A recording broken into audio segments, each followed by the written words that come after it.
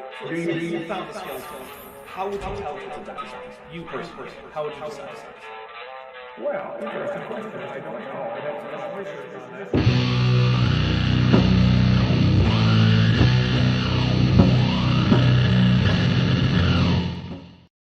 Hey everybody, welcome to Dapper Reacts 66, lies about dinosaurs. I am here with Dr. Dino as my guest. Say hello, Dr. Dino.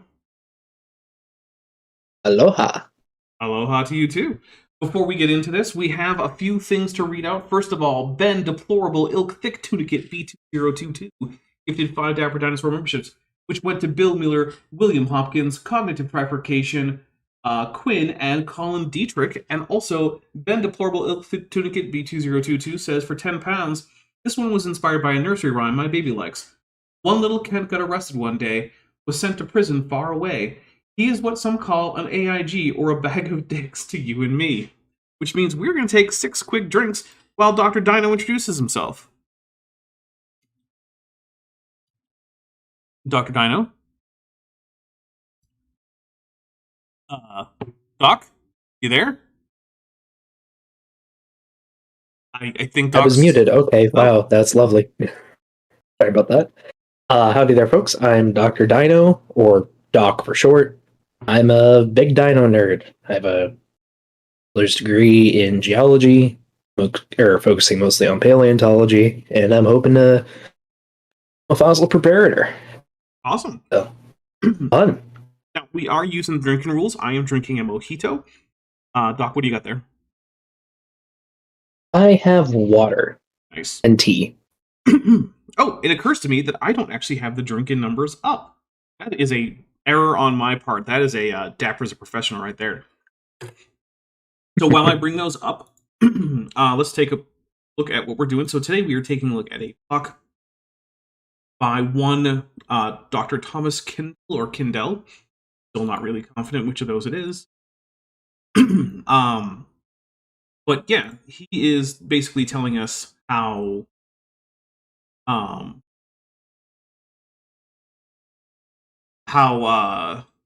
dinosaurs are supposed to be young, basically. They're not 66 million years old, because he's a young Earth creationist. He's been going over soft tissue finds, and it's been extremely dumb.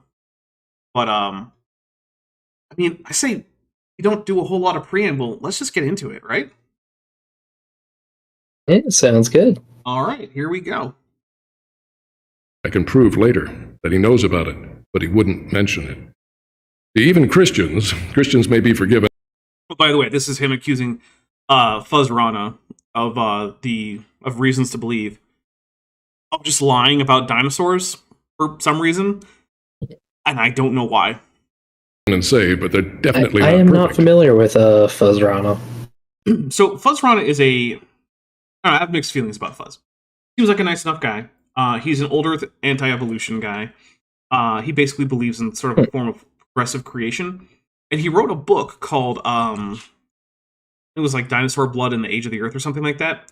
And it is an entirely, like, conventionally scientific book about just like, hey, this is not evidence for the young age of dinosaurs.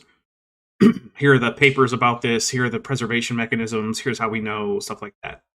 So it's like, I mean, good job. But on the other hand, he's also goes on about talking like how, like, Neanderthals had art and culture and maybe language and all, but like, well, they didn't have souls. And the people, the Homo sapiens who interbred with them were engaging in bestiality. And I'm like, that sure is a take. That's okay. Yeah. Okay, buddy. And like, God was preparing the animals of the world for the arrival of humans by creating various non-human, soulless, upright walking apes of various levels of technological sophistication. It's like, well, he did kind of a crap job then, given how many animals keep going extinct as a result of humans, but okay. I guess that's also a take you could have. So yeah, Fuzzron is an interesting character. Yeah, I don't know. It's one of the problems with a lot of old Earthers and intelligent design people is they just don't have an actual idea of what happened. They just know what they don't like, and it's evolution. And it's like, okay, so when did God create? What things were created? What are the design events? Just a blank wall of nothing. They just don't know. I mean that successive creation, that it almost sounds like what Richard Owen envisioned. It's almost exactly what Richard Owen. Yep. Huh.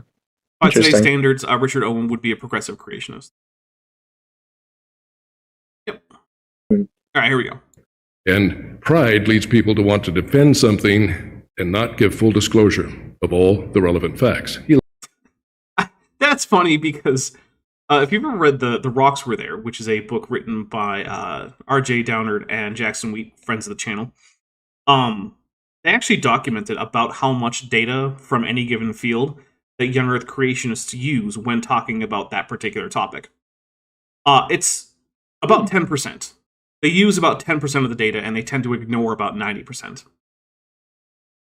So, You know, that does not surprise me. I'm surprised it's that high. yeah, honestly. So whenever a creationist is like, well, they're just hiding some of the data, it's always very amusing to me. Left out those two important things that they have no answer for. Isn't that interesting? So, here we have an electron micrograph or electron microscope scan of what collagen protein looks like under the microscope. Here we have a little bit of a drawing showing that it is actually in the upper left-hand corner. There are 3 chains of proteins. An ordinary protein has one long chain of about 400 amino acids, and that's it. I mean, he is basically right that collagen is made up of multiple strands made from protein, and that most proteins are, not that. So I guess we'll take a drink for him being right. Of course, what he's showing is why collagen is so ridiculously resilient and why it can last so long. Yeah, that's what I was going to ask. Like that's the reason it lasts so long, right? Right, exactly. It's like, this is specifically the reason why your argument is dumb, my guy, but okay. And it folds on itself in what's called a tertiary structure, who has distinct 3-dimensional configuration, which is key to how they work in biology. But collagen has 3 different long protein chains that are then wound together. Like a rope with 3 strands is not easily broken, it says in the scripture. So it has 3 different proteins wound together like a tight rope of protein, and therefore, because of all the additional links, it takes 3 times longer for a collagen protein to break down than an ordinary protein. I don't think that it's 3 times as long. I don't think that's how that math works. Nope. It actually takes... I am not sure, but... Oh, good. I was going to say, I'm not sure, but I am sure we have a super chat. Yes. Roasting a bigger equals more genes, Keller. For $9.99 says, AIG is a sack of sheer dicks that miss out on the delicious taste of Mountain Dew Baja Blast. Or Canada Dry green tea ginger ale from their Canadian R. Nice. We'll take a drink for that. Thank you. I don't think I've tried Canada Dry green tea ginger ale. That sounds interesting, actually. I'll try it. Yeah, I might have to give that a go. So yeah, first, you can't just say that because a protein is actually composed of 3 subproteins that it then therefore takes 3 times as long, because they don't just reinforce each other linearly, right? It's more complicated than that. You can't just multiply it by the number of components. Collagen is not the only protein that's actually composed of more than one protein that then gets pushed together in some biochemical way, right? Like hemoglobin is made up of subunits that have their own distinct structure that are created. But that doesn't mean that hemoglobin lasts as long as just the product of the decay time of all of those products, or all of those component products. Like, that's just not how this works, right? Collagen can last an extremely long time, far longer than most other proteins, because of the reason he's saying, but it's not just times 3. I think the reason he's saying times 3 is because earlier in previous episodes, he went over how the half-life of most proteins under normal conditions is like a few thousand years. And if this is going to be 3 times that, then what, we get to like maybe 10,000 years? And see, that's still not enough time. I think that's why he's doing this, right? It's just going with this simple linear relationship between them.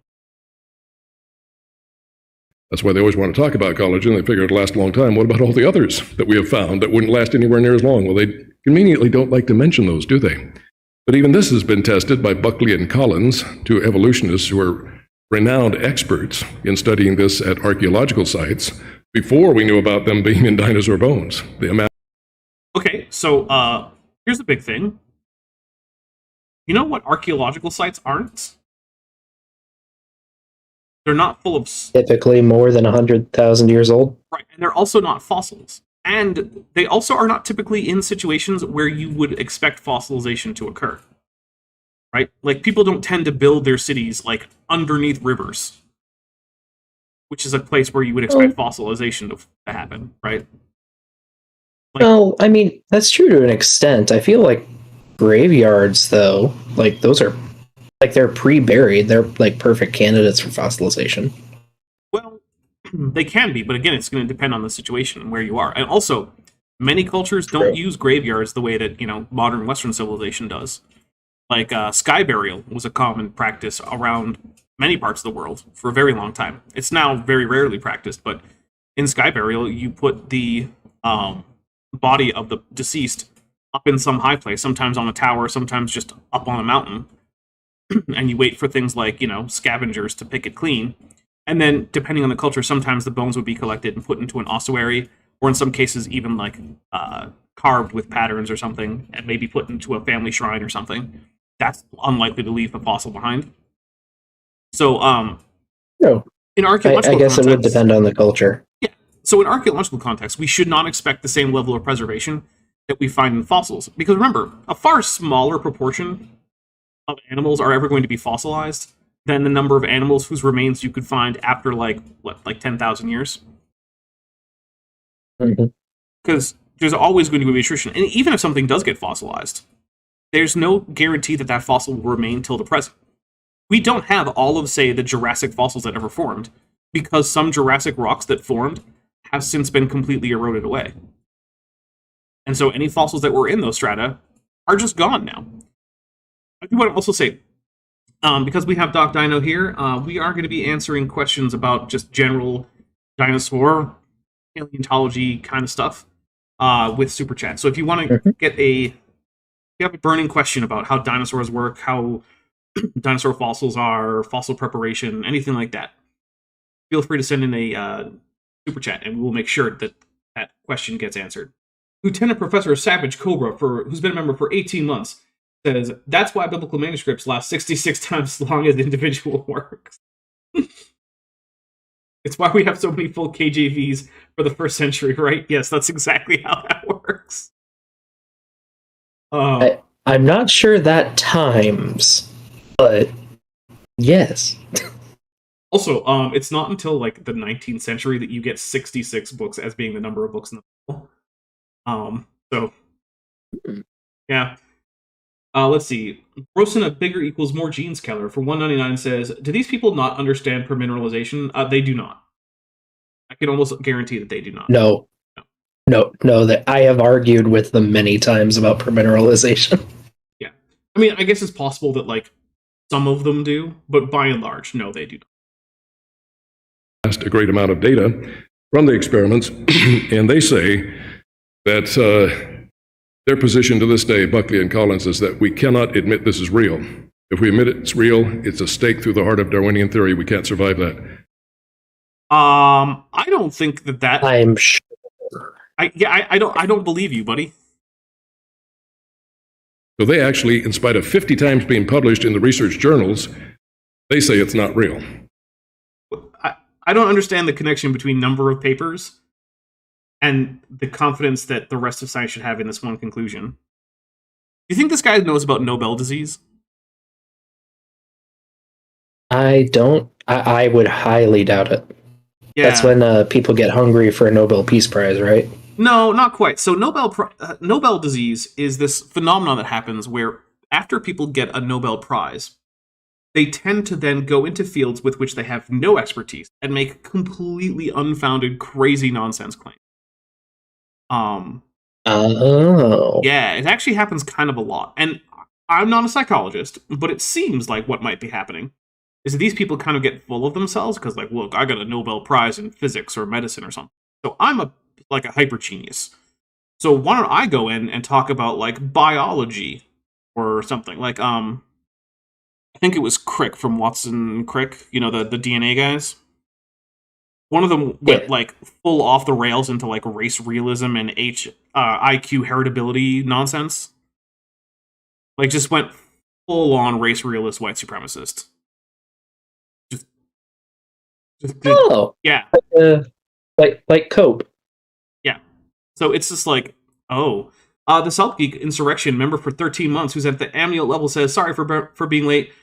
Who do we have here? What is this discount kernel about? So this is Dr. Thomas Kindell, and I've seen a few things from him, but this is the first one that actually caught my attention as being interesting enough to cover. And basically, he's a creationist speaker who has a fairly minor following from what I can tell. Most of the people I've talked to have never heard of this guy. But he also has, an amazing speaking voice, so there's that. All right, we're going to hit play. We'll see what we get here. That's how bad it is. So, because they know it cannot last that long. Okay, so again... They know it cannot last that long under the conditions common to archaeological preservation, which are not as strict as those common to fossilization. It takes a lot less strict conditions for human remains or animal remains generally to last for, say, 10,000 years than it does for them to last, say, 1,000,000 years. Mr. Cliff says, for $2, says, £2, says, what do the children of Homo habilis play with? Rocks? I'm gonna go with rocks. Probably rocks, bones. Yeah. I mean, what do chimpanzees and modern humans play with? I mean, chimps play with rocks and sticks. A lot of that. Yeah. Maybe Homo habilis played a version of that, of like soccer, but with like a goat head or something. Which, by the way, I don't know. I would not be surprised. Afghanistan has a game that's basically polo, except with a goat head instead of a ball. Which is just so weird to me. But you know what? Go for it, Afghanistan. You have fun with that. I'm not going to partake. I feel sorry for the goat. I mean, I'm sure it was a goat that was going to be slaughtered anyway. Yeah, that's fair. Roasted a bigger equals more genes Keller for $4.99 says, which is more likely at this point? State through evolution or a time traveler is responsible for the anomaly? Yeah. And Mr. Cliff for $2 says, Pleistocene with a little tongue sticky out emoji. So here's the thing with the more likely thing, right? Like we've said before, the options that are in front of science when it comes to protein preservation, protein fossils, are one, previously unknown preservation mechanisms. So basically, some new chemistry. Or two, all of science is badly wrong in almost every way. Can you guess which one of these is more likely? Right, exactly. It's like, I don't know. But I think new chemistry is much more likely than we're wrong about everything. And I mean, like, we're wrong about Einstein's equations, we're wrong about Maxwell's equations, we're wrong about basically everything in geology. All of this is completely wrong. Or I forgot. New chemistry. Sorry, you finished. No, that was it. I was just going to say, or new chemistry. Okay. I forget who said it, but I was watching someone's video recently. They said that there is not a scientific field that does not contradict young Earth creationism in some way. It was probably either me or Gutsa Gibbon, because we both like to say that. I think it was Gutsa Gibbon, actually. I've been listening to a lot of her stuff recently. Yeah, actually, she and I were trying to find things that weren't contradicted by young Earth creationism, and we were having trouble. And I was the one who said optics, and then she was like, yeah, maybe, but then later she came back, she was like, no, because optics depends on the speed of light, and the speed of light can't be what we think it is if young Earth creationism is true, and if the speed of light isn't what we think it is, that would break optics. I'm like, wow, damn, you're right. Okay. Yeah. Never mind. Yeah, that's true. Yeah. Yeah, I thought I had come up with it, and then, she came back a few days later, and I was like, God damn, you're right. Wow. Okay. And if you get a few extra cross-links in a large protein, since the whole protein will break down by experiments within several tens of thousands of years, and in the case of collagen, perhaps a few 100,000 years at the most, it's simply insignificant. Yeah, it will break down after a few 100,000 years. That's true. I'm gonna take a drink. Yeah, that is true. Hey, Doc, remind me: was the collagen found in the dinosaur bones intact, or was it broken down? I think it was to shreds. They said. To shreds, you say? But I will say, when it comes to collagen surviving for a long time, I've done some lab work with some giant ground sloth bones. We had to like grind them down, like grind fragments down to get collagen, and we had some samples that I think were nearly 1 million years old that we did that for. They were the most eroded, but we could still do chemical analyses on them. It was pretty neat. That's pretty cool. It does remind me, though. I saw some TikToker who was trying to convince people that giants were real. He was like, scientists found this giant skeleton, but they said it was a ground sloth. And I'm looking at it, I'm like, yeah, because it is the ground sloth. He's like, no, it's a giant human. I'm like, okay, sure. How to tell me you don't know your own anatomy? Right? It's just a ground sloth. It's right there.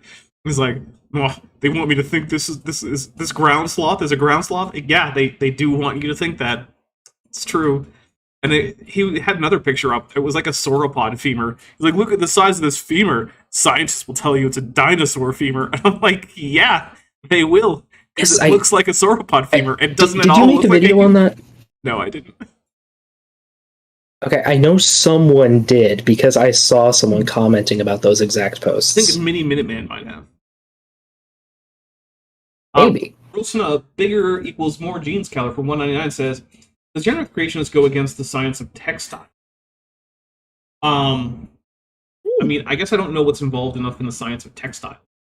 I know about like the manufacturing of textiles. I've been to the location of the oldest textile mills in the United States. There's this National Historical Park there. So, yeah, I don't know. I guess the answer there is I don't know. Not enough to make it last very long. Now, others have said, well, yeah, but what if it's up in the Arctic permafrost? You can't stop the second law of decay, but you can slow it down. It's more efficient at high temperature. You can't stop the second law of decay. Well, you know what? I'm going to take a drink because that's dumb, because there's no such thing as the second law of decay. So, yeah, I've never heard of that before. Basically, he means the second law of thermodynamics. And he thinks that the fact that law exists basically means that all chemicals will just kind of spontaneously break down somehow. But that's not how that works, right? Once you're in a stable configuration, something has to happen in order for a chemical to break down, right? It can be a nuclear decay event that causes the chemistry to change. It could be some new chemical infiltrating and causing chemical reactions. It could be capture of subatomic particles, which would then cause a nuclear reaction. It could just be being heated up enough to overcome the activation energy for various spontaneous reactions. But that's an event, right? The second law of thermodynamics doesn't just say that stable chemicals just kind of fall apart over time. That's just not a thing. Yeah. And saying second law doesn't make that a thing. Because yes, the second law of thermodynamics is an important law of physics, and we need to take it into account. But it doesn't just cause chemicals to just break. Now, he's using it that way. Sorry, Sorry, go ahead. Oh, good. Oh, I was thinking about the textiles question, and I might have figured out how it contradicts young Earth creationism. Oh? Well, I mean, most textiles are either plant-based or animal-based, like they're cotton or wool, stuff like that. I don't think the young Earth creationist time frame gives you enough time for those species to be fully domesticated. Oh, it definitely doesn't. Or at least domesticated like they have been. And we have evidence of sheep in archaeological ruins. I don't know when we first... I don't know when they were first domesticated, but I have a feeling it was more than 6,000 years ago. Oh, yeah. It's very hard to find a domesticated organism that wasn't domesticated before that. That's like an actual economically important domesticated animal. Like you can find like, oh, what about those foxes that they domesticated in Russia? It's like, yeah, like I said, economically important. The only thing that the only economy that's important to is the economy of those Russian scientists who sell some of them as pets to fund their research. which is cool. Oh, it is. Like not gonna lie, if they ever found a way to make them maybe less yappy and stinky, I would love to have a fox as a pet. They're adorable. Frequent baths. Yeah, Won't true. help with the yappiness, though. Less efficient at low temperature. Also, As we can sorry, see with someone these in the red chat dots, has answered. Earliest evidence of flax used for fabric at least is 10,000 years ago. Okay. Yeah, that's a little long for the creation of timescale. Of course, they're just going to say that that's a truncated timescale anyway. And then they're not going to give any actual account of how the domestication works. Joshua Geese for $10 says, I low-key blame this channel for my increased intake of Mountain Dew Baja Blast. I have to ask, what's the whole Baja Blast thing? Is this new? It just comes down to one day I had mentioned that I liked Baja Blast. It was one of the Mountain Dew flavors I enjoyed. And it just kind of exploded from there. Okay. Yeah, there's not a whole lot to it, but I mean, it is. I really do enjoy Baja Blast. It's a good flavor. Pipplepunk, half dog, half canine for $10 says, in chemistry, as in physics, things are always trying to reach lowest possible energy state. Yes, agreed. If a compound is stable in its current environment, it will remain stable until the environment changes. Yes, exactly. Yeah, that's what I'm getting at, right? Yep. Proteins are not generally stable, but once they break down after one or two steps, they often can be. And one of the things that's important to remember is that what we find in these dinosaur soft tissue examples are not intact proteins. They are the remains of proteins. We get bits of collagen that has been, frayed and broken up. We get heme porphyrins that are derived from hemoglobin, but not actual hemoglobin. And then Rael Gato Tubello. Oh, wait, sorry, no, I got that wrong. Rael Gatubello, there we go. For $2 says, Responsa in Genesi Sacus Fallorum est. Nice. I like that. I'll take a drink for that. Very nice. Sounds good. But I did just remember, related to what you were just saying, we also have keratin. Keratin's another one of these proteins that is extremely resilient, especially once it breaks down a stage or two. Mm-hmm. And we have some, I think, going back to the late Jurassic now, if not earlier. That's pretty sweet. Oh, yeah, the holotype of Archaeopteryx has original keratin in it. That's right. Oh, wow, really? Yeah, the feather. Well, yeah, I had assumed it was in the feather, but that is news to me. That's really cool. Yeah. This map of the We globe. also know that it was a black feather. Yes. We do because of the preserved melanosomes, which are not preserved melanin. Not the same thing. Now, Yes. melanin can last a very long time. So, even if it were the same, wouldn't be a big deal. But, yeah. Most of the dinosaur finds Still really cool. have been in the temperate zone, not in the northern Arctic or southern Arctic region. Hey, where's Nanosaurus from, Doc? Northern Alaska. Okay. What about Cryolophosaurus? Antarctica. Okay.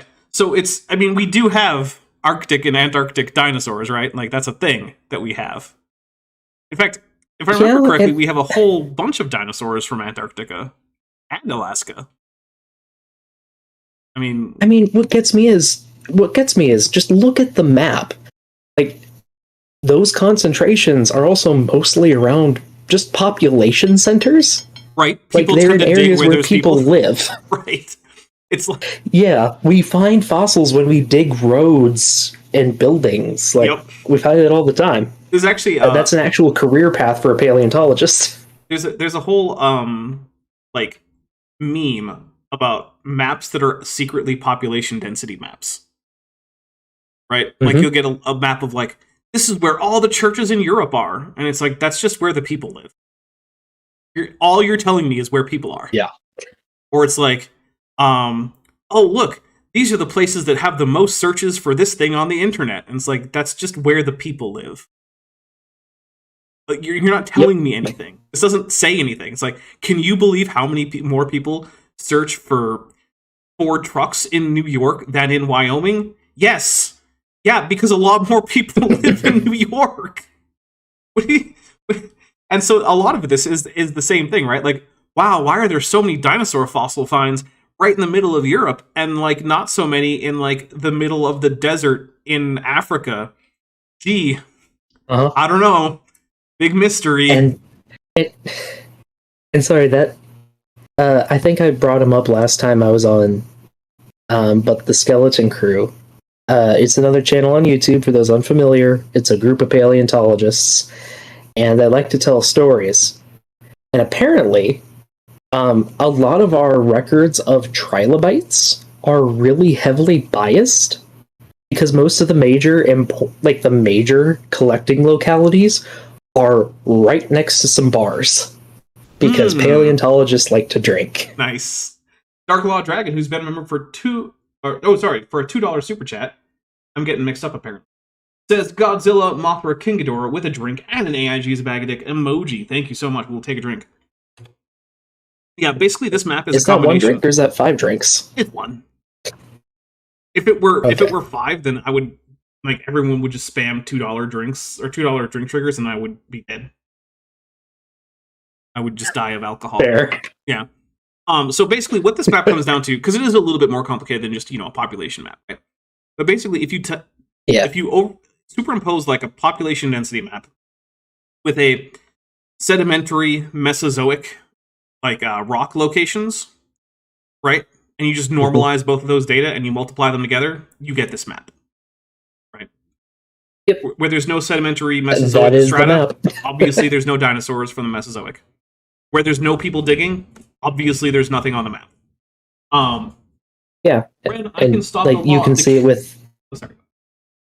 Oh, I was gonna say you can see it with like the major dots on the map: Western North America, South America, just Europe, specific spots in China and the Middle East or Western Asia. Like, yeah.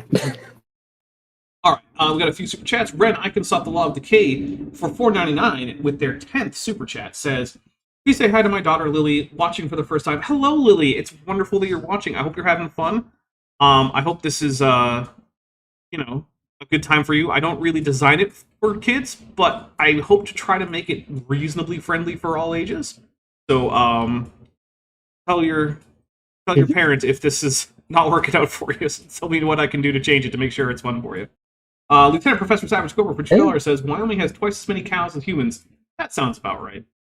Roasting a bigger equals more. I'm surprised it's that low.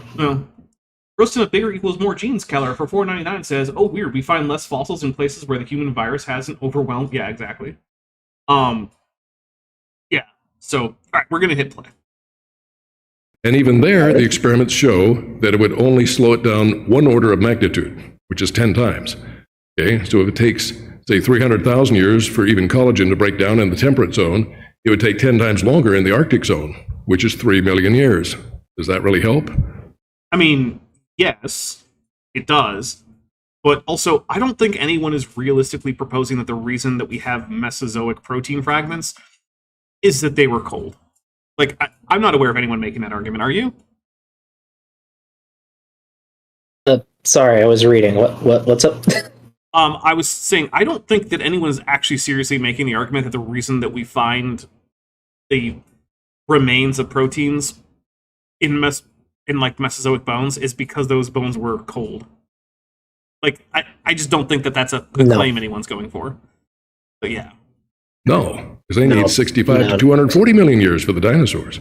Still way, way, way too young, and most all of them are in the temperate zone anyway. But again, well, also I want to point out that today's temperate zones are not the same as the temperate zones 200 million years ago, right? Like, things have moved. And shows they're clutching at straws. Now, the Creation Research Society. Also, says, this thing that, as far as anyone can tell, I made up as a straw man shows that they're clutching at straws. Well, I mean, it is your straw man, buddy, so yes. Mine finished journey for $2 says team. Thank you very much. Of which I am a sustaining member, lifetime member. They decided to do their own original research because Mary Schweitzer and others said, well, you've hijacked my research, you're reinterpreting my data, you didn't do the original studies, who are you to make these comments? I mean, that doesn't sound exactly like what she said, because I've heard what she says, but baby, Also, fits of textbooks contain all evidence rage. Just gifted one membership, and it went to Bruce Davis. Thank you so much. We'll take a drink for that. Yahoo. So they said, well, to avoid that criticism, let's do our own original research on dinosaur species that have not been examined before. And my unfinished journey for $2 says, journey. Thank you. In this regard. So they decided to start what they called the iDino project, which is an acronym for Investigation of Dinosaur Intact Natural Osteotissue. Of course, osteo means bone tissue. What a weird acronym. Oh, hey, that's the guy, what is it? Something Reeves? He's been on the channel before. He had the weird evolution song that Forrest Valkai covered at one point. It's like evolution, the science of confusion. Doesn't matter. I don't remember. I'm sorry. It's okay. Main scientist in this regard was Dr. Kevin Anderson, PhD in cell biology. He is also the author of this excellent book, from which I've gotten many of the quotes that I use in this presentation, Echoes of the Jurassic, Discoveries of Dinosaur Soft Tissue. My finisher for $2 says it. These are available both above it. He said making, or they said making. Yes, I'm sure that there will be a whole sentence eventually. And then of course Dark Law Dragon says, remember to hit for $2. It says remember to hit like so we don't get Bilbo'd. It's true. You could get Bilbo'd. And then Roasting a Cold Bones Keller for hold on. Roasting a Cold Bones Keller for $1.99 says they acronymed too hard. They did. All their acronym guys did was wonder if they could. No one ever stopped to think whether or not they should. And then my unfinished journey for $2 says, rain! Make it rain. Thank you so much. All right, here we go. On this subject, of course, my DVD is out there too. You might be a little biased toward mine. But anyway, it is available from the Creation Research Society. If you just type a word search on Google, Creation Research Society, it will bring up their website. You can order these materials from them. Now, here we have Mark Armitage. Okay, here's the reason. Here we go. Here's why we have a bison ladifrons on the thumbnail for this one. Was for a number of years professor of microscopy. Wrong. He was never a professor. He was the head of the microscopy lab at a university. But he is not qualified to be a professor, nor was he a professor. That is not what happened. Also, Christopher Stanford Police Station Gloucester. Okay. Has gifted 5 Dapper Dinosaur memberships. They went to Cat T, Fits of Textbooks Contain All Evidence Rage, Marcy Marino, Crypto457, Chris McDaniel, and Gregory Nietzsche. Thank you so much. Let's take some drinks here. 1, 2, 3, 4, 5, and there we go. Okay. Which is microscopes being used to examine organic tissues at Cal State University Northridge. He got fired from that because he dared publish evidence of soft tissue in a horn from... Wrong. So this is not just wrong in the sense that Mark Armitage is almost certainly lying about why he was fired. It's also wrong in that, as far as I can tell, the timeline here is wrong. So Mark Armitage was running a microscopy lab for a college. He was basically maintaining the microscopes, making sure the students used them correctly, stuff like that, right? Which, hey, good for him. The school decided they no longer needed the microscopy lab. I don't remember if it was supposed to be budgetary or they were changing the curriculum or what. But basically, they shut down the microscopy lab. Now, what normally happens if you're the guy running a laboratory and the laboratory gets shut down? You get to keep your job? I mean, usually they'll try to find somewhere else you can go. Yeah, but do you get to keep that job? Well, depends on how good the university is. No. You don't get to keep that job. That job no longer exists. Mark Armitage, however, was willing to drag them through some big, long legal process. So basically, the school settled, did not accept any fault. And I'm going to go out on a limb and say they probably settled for less than the lawyer fees for defending themselves from the suit would have been. Which is basically what happened. He basically just bullied the school into giving him some extra severance. Okay. Noramda puts for $5 says, I don't really feel like liking because I like less than half of you, half as well as you deserve. Oh, But it's more than half of the people here have hit like. So, you know, I'm okay with less than half of them. I like less than half of them, at least half as well as they deserve. What I'm going to go with. Don't think too hard about if that. I may, if you don't want to hit like, you can always send a super chat, and we'll answer any questions that come in. True. Who wants to learn about dinosaurs? Yeah. Also, My Unfinished Journey for $2 says an employee of a university is a professor, right? No, actually, that is not right. That is not how that works. Nope. Many, I would hazard to say most university employees are not actually professors. Most of them are various other staff. You've got custodial staff. You've got students who are on for various reasons. You've got people who run campus bookstores, stuff like that, right? Campus cafeteria. Yeah. You've also got people who are doing stuff like being paid for graduate work and who are also teaching classes but aren't actually professors. Stuff like that. So, yeah. In fact, you can also be a TA like I've been. Yeah, there you go. My dad actually was taught college courses for a while. He was never actually a professor. Fun. Yep. Pibblepunk, half dog, half We have a canine new for super chat. $5 says, Armitage, I found fresh dinosaur bone, non-yex. May we see it? Armitage, no. Exactly. Fresh dinosaur bone? At this time of year? At this latitude? Localized entirely in your private microscopy lab? Yes. May we see it? No. No. Well, Mark, I must say, you are an odd fellow, but you seem a good a good horn. Yeah. All right. Like, so any young Earth creationists who might be watching, if you want to be taken seriously in the sciences, show us. Mm-hmm. So as far as I know, now this is what I'm less sure about, but as far as I can tell, the timeline actually is that after he was let go is when he made this quote unquote discovery. Now that I am less confident on, and if someone can actually show that the timeline there is off, please let me know, because I don't want to represent the timeline, right? If this actually did happen, see if I can find it. Yeah. All right. Well, we're going to hit play while you work on it. A Triceratops found in the Hell Creek Formation in Montana. And he had a big lawsuit over that for being fired for no good reason. I mean, the lab was shut down. That was the good reason. It's not wrong to publish research. Right? And there's no evidence. I want to remind everyone, there is literally no evidence that he was fired for any creationist activity. Literally none. The only thing we have is an accusation from Mark Armitage and a story surrounding it that in no way supports that contention. Lieutenant Professor Savage Cobra for $5 says, why hasn't Mark Armitage's groundbreaking Triceratops latifrons discovery been given its proper accolades by the Evolutionist Academy? I would say that it has, actually. Yeah.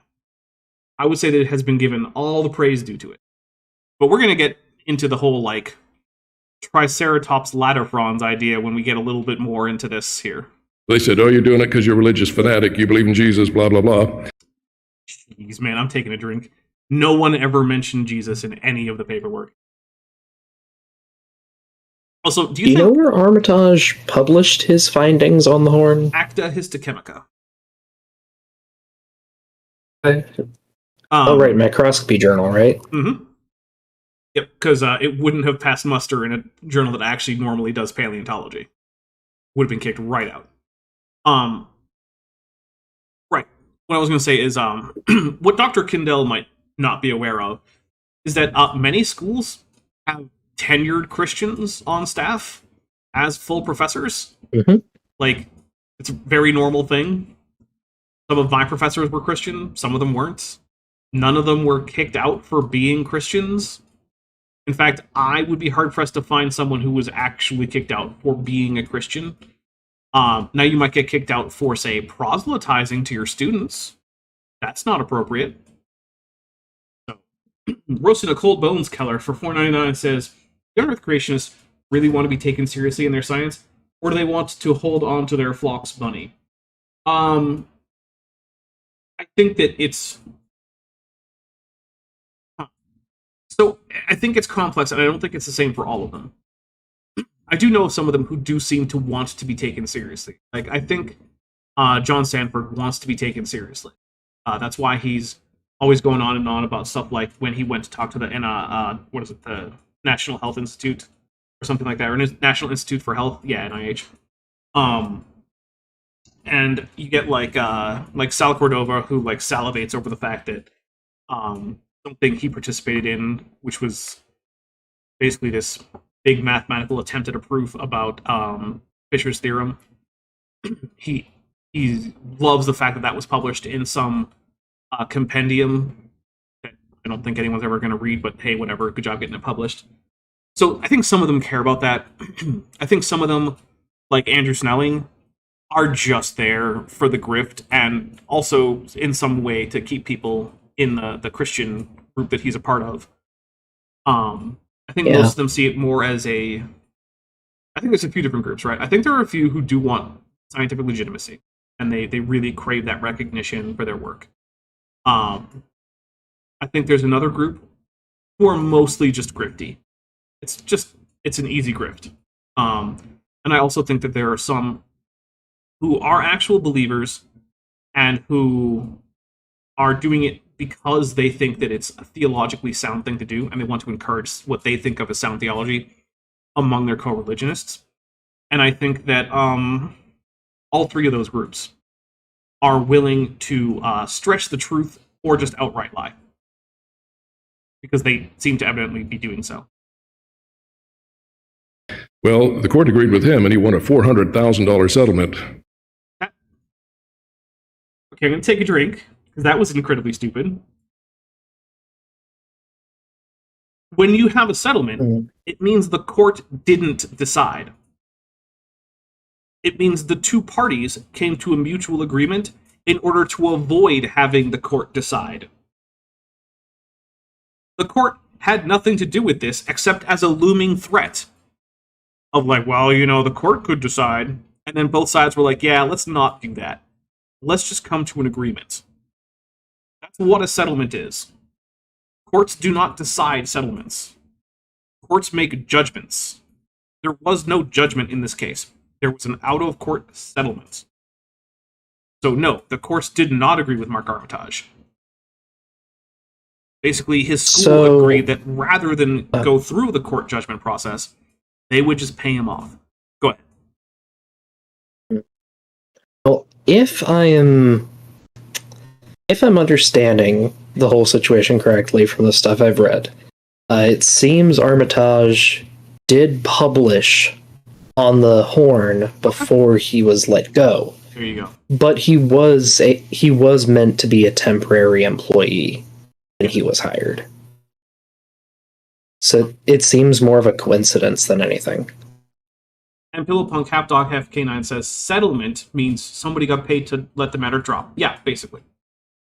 Now, look, here's the thing, right? A lot of times, the party who's at fault will accept a settlement in order to avoid the court costs, right? So sometimes people settle because they're at fault. But other times they just don't think the hassle is worth it, and they settle for an amount that they find acceptable to just make it go away. And of course, the school did not accept fault in this. Does that mean they weren't at fault? No, of course not. I can't say that the school didn't do anything inappropriate. But like Doc said, he was never a permanent employee. They shut down his lab, and then he started whining. From Cal State, Northridge. He claims that his supervisor got really mad with him after he published on the Horn, and like told him they wouldn't tolerate his religion in this department. Yeah, that sounds like I'd be skeptical, because granted, I am only one person. I have asked others about this. I'm not going to say in all, but at least in most scientific fields, especially geology and paleontology, we don't care what your religion is as long as you write good papers. Like, as long as you do good science, we do not care. In fact, from some of reading the someone's most papers, it's prominent paleontologists. Sorry. Oh, sorry. From reading someone's paper, it's usually impossible to tell what their religious affiliation is. Exactly. And some of the most highly regarded paleontologists of, well, the last few hundred, basically since the field started, have been Christians. Mm-hmm. Heck, we're someone had a super chat earlier about Robert Bacher. Yeah, he's a minister. We've been talking about Mary Schweitzer's finds. Dr. Schweitzer, Christian, professing Christian to this day, evangelical Christian. So, yep. Interesting. Anyway, Dr. Brian Thomas, who is a biologist. Oh, I guess we're not going to talk about that anymore then. Okay, so one of the problems with Dr. Armitage's find is that he didn't do this thing called publishing a site map. Now, if you're not someone who reads a lot of paleontology journals, you might not know why that's important.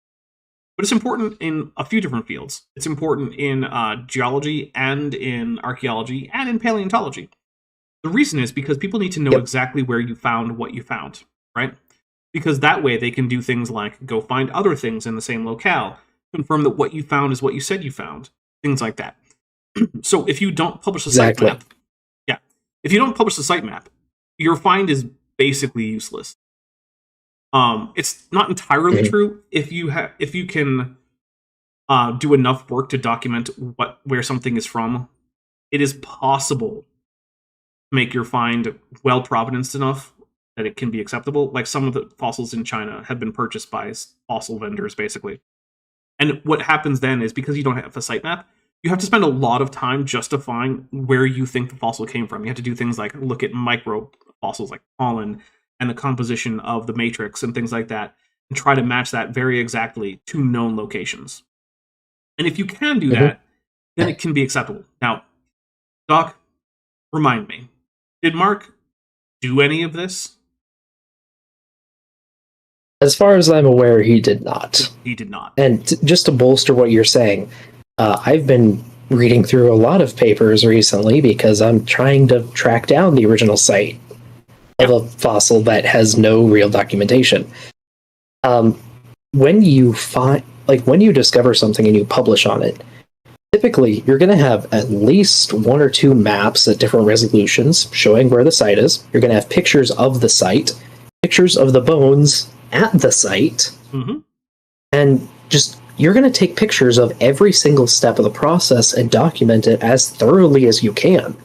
The materials and methods section of a paper can take up like 3/4 of the paper in some cases. Oh yeah, just because you need to be that thorough. Yep.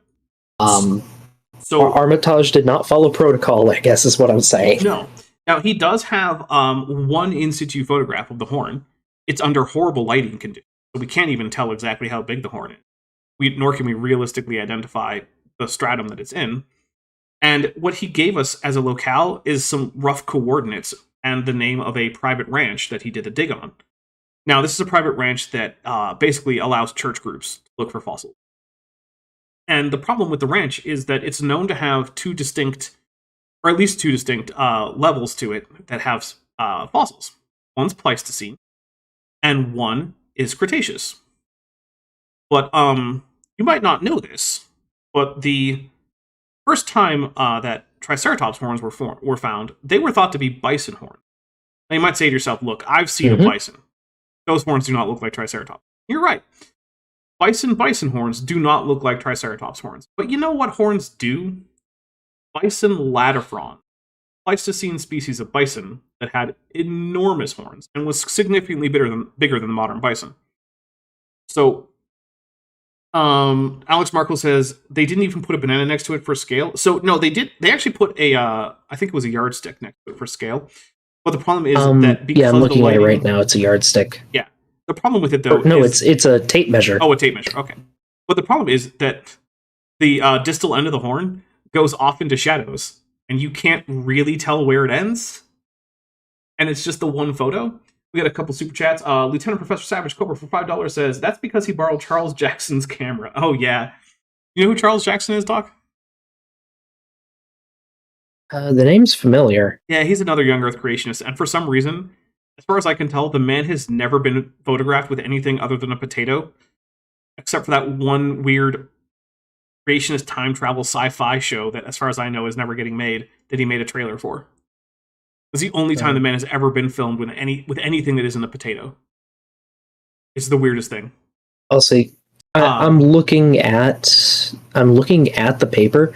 It has 3 figures in it. One of them is 7 individual photos of stuff at the site, and like some close-up photos. Like this, it's pretty bad. this is nothing. DM original. This would get a C at best. in a class.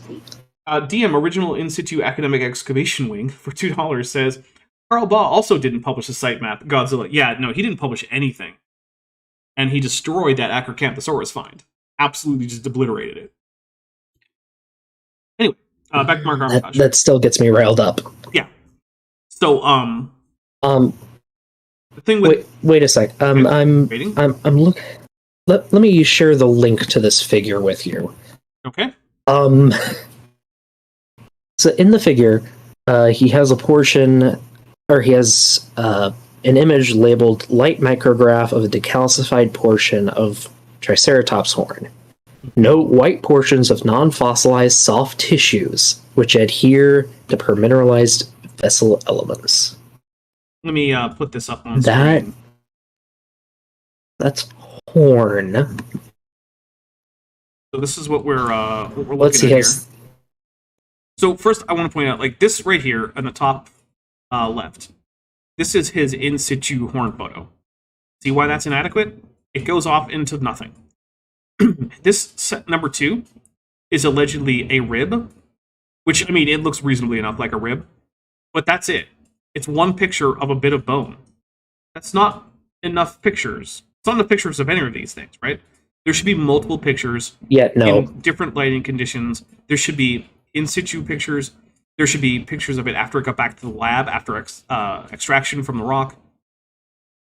And I'm sure these microscope pictures are, fine microscope work, right? Like, okay, that's great. But that's not enough documentation. And the thing is, he also just identifies this horn and the rib as belonging to Triceratops horridus. Do you know how he justifies this? He doesn't. Because it's big horn? Yeah, he just says it is. He's he doesn't. Yeah, no, he doesn't give any actual explanation. He just flatly states that he found a Triceratops horridus horn. Supraorbital horn, which is just the horn that comes up from like the forehead, right? And it's like, okay, you can't just say that, right? You need to actually have reasons as to why you think it's Triceratops horridus. And when it was pointed out to him online in a live stream on Donnie Deals' channel, his comeback for why he didn't think it was a bison horn was just that bison horns don't have a bone core, which just isn't true. Bison horns do have a bone core. Yep. I don't know. That's what makes it a horn. Right. The only thing I can think of is he was thinking of like rhino. Right? Because those don't have a bone core. Those are just matted hair, basically. Which is why, yeah, like we have people in the chat saying Triceratops latifrons. Also, I did see a video of him handling the ribs, and when he put them towards the camera so that they had a cross-section, they looked more compatible with an identification of bison latifrons than Triceratops in cross-section. Because I checked the cross-section for both of those ribs, and the Triceratops cross-section is more complicated, and it had a simple oval cross-section that I would expect from a bison. So, like, even the rib seemed more like a bison than it did like a Triceratops. So, yeah, basically... If I'm... unless I'm mistaken, like, the horn should also... Like, you should be able to get a rough estimate of the size of the animal based on the horn. Granted, we can't see all of it because this is a horrible photo, but... Looks like it's at least 2.5, maybe 3 feet long. That should belong to a decent-sized Triceratops, and I don't think any of their ribs were really that small. Yeah, there is that, too. It does seem like a pretty small rib. Maybe there's a floating rib that's that small, I don't know. Maybe. I don't think they have floating ribs. No? Yeah, you mean the belly ribs? No, actually, I did mean a floating rib. Do they have gastralia? I don't know if we have any recovered gastralia, but like they probably did have them. Gastralia are both pretty widespread throughout Dinosauria, and also pretty rare to find, because they're so thin and tiny. True. Anyway, I'm going to hit play. But several years ago, he earned his PhD at the University of Liverpool in England, and in a new field, relatively new, and that is in the field of paleobiochemistry. Remember, paleontology is the study of fossils, so paleobiochemistry means studying biochemicals found in fossil bones. This is right down his alley. Now, Marge Bates. I mean, technically, paleobiochemistry would be the study of any biochemical remains from long enough ago that it's, paleo instead of archeo, but okay. I mean, it does include biochemistry from bones. Ish is not a scientist, but she owns property up in the Hell Creek Formation that's absolutely rich with dinosaur fossils. This is the owner of the ranch that Mark Armitage found his quote-unquote Triceratops horn. Oh, I missed a super chat. I did. Oh, goodness. A Pillowpunk, half dog, half canine for $2 says, perhaps old Chucky Jackson is part Bigfoot. Yes, because he's just blurry. Yeah, could be. Yeah, maybe he and Bigfoot are just blurry. That's just how they are. And so she is a dinosaur hunter. She goes around and hunts and tries to find areas where she thinks would be good to dig to find dinosaur specimens of fossils. And because she's a creationist and a Christian, they approached her and said, we don't have a big budget. We know you usually charge $30,000 or more for a dinosaur fossil specimen. Would you let us have one for $3,000? And she said, yep, you'd have it for $3,000. And she pointed them to an area to dig where she thought they would find something. And sure enough, only about 1.5 to 2 feet below the surface, they found the supraorbital horn, which means a horn above the eye socket, not the one on the nose, of a Triceratops dinosaur. Well, they found a horn, and I will admit that it could reasonably be described as supraorbital, whether it's bison latifrons or not, even though the bison latifrons horn would actually be post-orbital, but whatever. It's fine. But yeah, no justification for why that's a Triceratops. He's pointing to where it was excavated. Here we have it still in situ, still in the matrix without being... Why is this flipped? He has this X mirrored. Because remember, that's original... a different photo. Is it? Oh yeah, it is. Yeah, that's not the same photo. Yeah, you're right. It's not X mirrored because now the tape measure is pointing out towards the proximal end of the horn, not the distal end. Why isn't that in the paper? So there wasn't a hammer or boot in the paper. Yeah, why was this photo not in the paper, Mark? I'm just gonna take a drink for Mark, not even including all of his own in situ photographs in the paper. Like, come on, dude. What are you doing? You took extra in situ photos and then just didn't think it might be important to include those? That's a level of incompetence that pretty crazy. But look, hey, we're going to take a quick break here. We're going to play the intermission music. It's going to be great. I'm going to get myself a fresh drink because this one's getting a little empty. You guys can, watch an ad or something or take a quick break and, use the bathroom, get a snack, whatever you want. But in the meantime, you can enjoy the musical stylings of one Beethoven.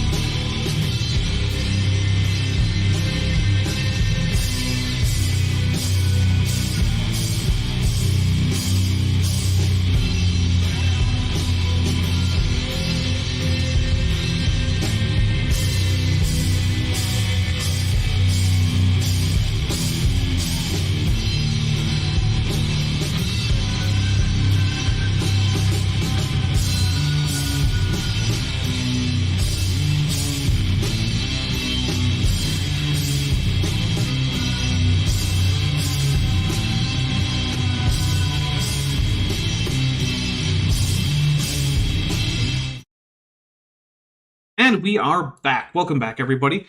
Thank you for sticking with me, those of you who did. Now that we're back, I want to do my quick after the break little message here, which is to say, hey, this channel is almost entirely supported by you guys and your amazing generosity. And by you guys, I mean my viewers. If you are currently someone who is enjoying what I do, who likes the channel, wants to see it keep going, maybe even improve, there are a number of ways for you to help out with that. Probably the first one that I would recommend is the Patreon. It's linked in the description. It's where I get to keep the most of the money that you send me. If you starts at only $1 a month, there is a 15% discount for going annual. It gives you early access to dozens of videos. It gives you access to my Discord server that is just for supporters, which I think is a great community. I have a lot of fun there. I know a lot of other people who have a lot of fun there. You know, we have a place to put memes. We have a spot for TTRPG stuff. We have a spot for even have a spot for conlangs. If you're interested in doing conlang stuff, we've got a spot there for that. It's a lot of fun. Most times that we stream, we also then have a little bit of a watch party. Right now, we're going through Power Rangers. Our next thing is going to be Godzilla. We're going to go through Godzilla movies. So yeah, it's a fun place to be. There's also the channel memberships. Channel memberships also get you early access and access to that same Discord server. That starts at $1.99, and there is no like annual option for a discount. But hey, still get access to all that stuff. If a monthly or an annual thing isn't your deal, but you still want to help out, there's a merch store linked in the description. There's also an Amazon wishlist linked in the description. Most recently, I got a plush face hugger, which is adorable and amazing, and I love it. And it is continuing to brighten most of my days, just having it around. And yeah, so if you ever want to just make my day a little bit brighter, you can get me something from there. And if monetary support is not something you can do, then that's fine too. Either way, please do like these videos, share them on your social media feeds, and put comments on my videos, and try to watch a few in a row if you can. And Zerolon, who's been a member for 6 months, says, "Oh, look, I can do this thing again. Cheers, all." Thank you very much, Zerolon. All right, but with that being said, I think we are ready to continue on with this whole Mark Armitage thing. And also, yeah, the color photos of the dig are available, and they're also terrible. In fact, I think I'm going to post them in. Yeah, so here's what I'm going to do. This is going into the live chat. I'm posting a link to the place that has the color photo. So there you go. You can click on that. If you are watching this in the future, the chat should still be here unless you're watching it so soon afterwards that YouTube has not actually compiled the chat together. If you're doing that, just give it a day or two. Yeah. All right, here we go. Being fully extricated, and here we have it right before they lifted it out. Okay, yeah, that's the one from the paper. Very close to the surface. These rocks. Yeah, but this one's in color. Yeah, I mean, The one in the paper is black and white. it's possible that Acta Histochemica just doesn't accept color photos. Sure. I mean, I don't know. Water can come down in there. Water breaks things apart by the hydrolytic effect. Okay, if that is the color, I don't think I could be wrong, but I don't think too many Hell Creek fossils are that color. But I don't either, but I'm also not an expert. So I don't know. what ranch in Montana was this in? I don't know. I think it says in the paper. I think if you like Control F and look for ranch, it might give you the name of the ranch. Water is known as the universal solvent because it breaks down more chemicals than any other known solvent, including biochemicals. I remember what Hugh Ross and Fazil Rana said, well, under ideal conditions, where you don't have excessive oxygen or water or microbes, then it might last. Well, here you have none of that. Here's the worst conditions. So there shouldn't be anything unless it's only several thousand years old. You know what? I agree. That is a good point. Unless this bone is several thousand years old instead of several million years old, I would not expect to see the results that Mark Armitage got. It'd be quite striking. Here's the thing, though. I'm pretty sure that's just a bison horn. And I say that for a number of reasons. One being, yeah, it has a whole lot more. Like, when Mark Armitage published on this, he was reporting entire sheets of completely unmineralized, soft when he broke open the bone, like collagen fibers and like sheets of other soft tissues and whatnot. Intact biochemical stuff like that. Royland, who's been up for 25 months, says, husband is rendering ocean. What is that with a Godzilla? I will take a drink. And that is a great question. That is Barrel of Vendor. And you'll learn more soon, hopefully. Hopefully by the end of next week, you'll see exactly what's going on with Barrel of Vendor and why he's under the ocean and what he's up to on the channel. Yep. Hopefully very soon. So I don't want to give too many spoilers, but it is my frames. And in fact, I just uploaded a whole bunch more. So yeah. Here we go. Then conceivably, we could still find evidence like this. And they did. When they lifted this out, they said the bottom of it was moist with water. Worst conditions imaginable. Yeah, all of this seems plausible, because again, we have no reason to think that this is a Triceratops horn, and not a Bison latifrons horn. Like, none. Everything about this says, Bison latifron seems like the simplest explanation. And again, there has been no work published telling us how he identified this is a Triceratops horn, other than the fact that he thinks he found it in the Hell Creek Formation. That's it. That's the entirety of the reason that he thinks that this is a Triceratops horn. Is because Triceratops is known from the Hell Creek Formation. That's it. How does he know it isn't a different Hell Creek ceratopsian? Even a new Hell Creek ceratopsian. He doesn't even know that. Think about this. Mark Armitage could have found an entire new genus of ceratopsian. Like, that's a thing that could happen. Could have. And he wouldn't even know. Why? Because he doesn't even know that he's supposed to investigate what taxon this bone belongs to, beyond just saying roughly where he found it. I know for Dog that is an amazingly stupid thing for him to want to do, but I don't know if I can express to everyone else who isn't, reading the paleontology literature just how dumb that is. When you find a new bone, you don't just say, okay, well, I found it here, so it must be, and then you name a related taxon. You actually have to check. You have to take measurements. You have to compare it to known measurements. Check the holotype, things like that. You can't just say, well, I guess it's Triceratops horridus. Strawberry, 5th Super Chat fame. with what is probably their 100th 5th Super Chat for $5 says, my internet has been amazingly bad since I moved, so I hope this goes through so I can continue to support my favorite dinosaur. Well, it definitely went through. Thank you so much for yet another 5th Super Chat. Yeah, in case you guys don't know, for some reason, Strawberry Vein Super Chats have just been stuck on 5th Super Chats for, ever now. Ridiculous. Lieutenant Professor Cypress Cobra for $5 says, but Dapper, a more complex explanation with almost no evidence, is more congruent with his pre-existing beliefs. You know what? That is true. That is true. And then Roasting a Cold Bones Keller for $1.99 says it's clearly a gem's horn from an ancient hominid.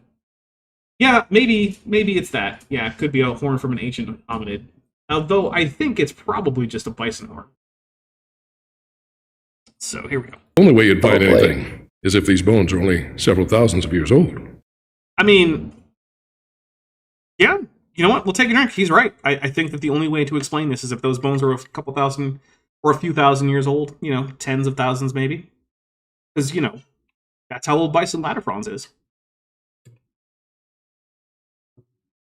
Good job, buddy. Well, here again, Dr. Anderson is pointing to it, and you can't see it as well in this picture, but this next one, you see off to his side there, is the face of a cliff. This is right by the edge of a face of a cliff, so it's not only close to the surface of the ground, it's close to the surface of that cliff, which means it's not deep enough to be below the freezing level, which means you'd have a freeze-thaw cycle, as well as water, infiltration of microbes, all kind of terrible things. They should have made... Oh man, do you mean that there's probably a lot of contamination on that horn, independent of whether or not it has any original soft tissue? Oh my goodness. It's almost like this horn is amazingly ill-suited to finding soft tissue that is demonstrably original if it were a Mesozoic horn. Wow! It's like every step of the way, This guy is telling us more and more reasons why Mark Armitage probably didn't find ancient Triceratops soft tissue. Made it impossible, and yet they found some of the best evidence in this supraorbital horn. Why did they publish it in Acta Histochemica then, there, Doc? Not you, Doc. I'm talking to him, but also, I mean, you can answer that too. Why do you think they published it in Acta Histochemica, a microscopy journal, and not, say, in, like, Nature or something else like that? You know, something that actually publishes paleontology, specifically vertebrate paleontology stuff. Probably because people there wouldn't be able to call them out. Yep, exactly. My guess is that Acta Histochemica has exactly 0 vertebrate paleontologists on their review staff or among their pool of reviewers, because you're usually not paid for peer. Yeah. And I'm pretty sure that places like Nature or Science or, you know, the Proceedings of the Royal Academy or something like that, they do have actual vertebrate paleontologies in their pool of, peer reviewers. And they would have rejected this immediately. Not because it shows too much soft tissue, but because there's absolutely no way to take seriously the claim that this is a Triceratops horn in the first place. Rosina Cold Bones Keller says, a gem's horn is a type of ocarina. It's a horn instrument made out of cattle horns. Ah, okay. Didn't know that. Also, So I'm trying to track down this site. Again, I have, for some reason, a lot of experience doing this. His coordinates don't really make any sense. Yeah, I also found that. I still have yet to make sense of it. I've heard someone else claim that they could find a location and that it was basically just roughly the location of the ranch. But I've not been able to make heads or tails of them. They don't seem to be latitude and longitude. Yeah, I don't know. It appears to be an old style of surveying notation. Fun. It could be better, but could also be worse. But what I will say is, if it's in the area I'm thinking, everything up there seems to be quaternary strata. All of the Hell Creek stuff is pretty far to the south of where at least the maps I'm looking at are pointing me. So even when we do check the map, it still seems more likely that this is a bison horn, huh? Wow, It's Mark. all quaternary. I'm just going to take a drink for this. This is ridiculous. Oh, man. From the T-Rex. It was published here in the science magazine Acta Histochemica. It's a journal, guy. It's not. Don't just say magazine. National Geographic is a science magazine, right? And I get it. You know, journals are formatted like a magazine, right? They're soft cover. They come out in multiple issues per year, whatever. But when you say a magazine, what people think is not peer-reviewed journal. And if you want to call, like, I don't know, Answers Research Journal a magazine when it's published in physical format, sure, fine. That works for me. This is not a journal. But, I don't know. It's nitpicky. I'll just continue on. Under the title of Soft Sheets of Fibular Bone. James Duncan says, I checked it out once, and all it does is narrow it down to about a 40-acre parcel. 40 acres? That's way too big of an area. That site, your location for your fossil should narrow it down to a few centimeters. That's the level of precision I'm used to. Is like, I can measure this down to like at least a few meters, not 40 acres. Yeah.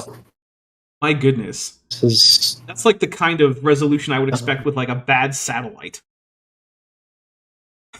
Okay, and I just put the coordinates he gave into Google just to see what it turned up. Yeah, it's an old survey notation. Like, I don't know if anyone uses this anymore. My guess is no. I'm going out on a limb, and I'm going to say that I think it's possible that he used this ridiculous form of useless notation that doesn't even narrow it down enough, specifically because he didn't want people finding out where he got this fossil from. A fossil of the supraorbital horn of the dinosaur Triceratops horridus. This was the article that got So actually, let's look this up, right? Let's bring this up, because I'm going to read some of it. So I'll say Triceratops Acta Let's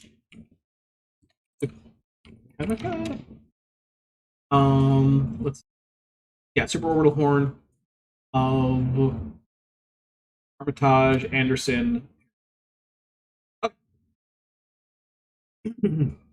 So let's see. We've got the introduction. Soft fibular bone tissues were obtained from the supraorbital horn of Triceratops horridus, collected from the at the Hell Creek Formation in Montana, USA. So we're going to search for horridus, and let's see. Mm-hmm. So it shows up in the abstract, but I don't care. That's fine. Whatever. You don't need to explain yourself in it. So then, previous studies have reported soft tissue and cell, blah, blah, blah, blah, blah, Triceratops.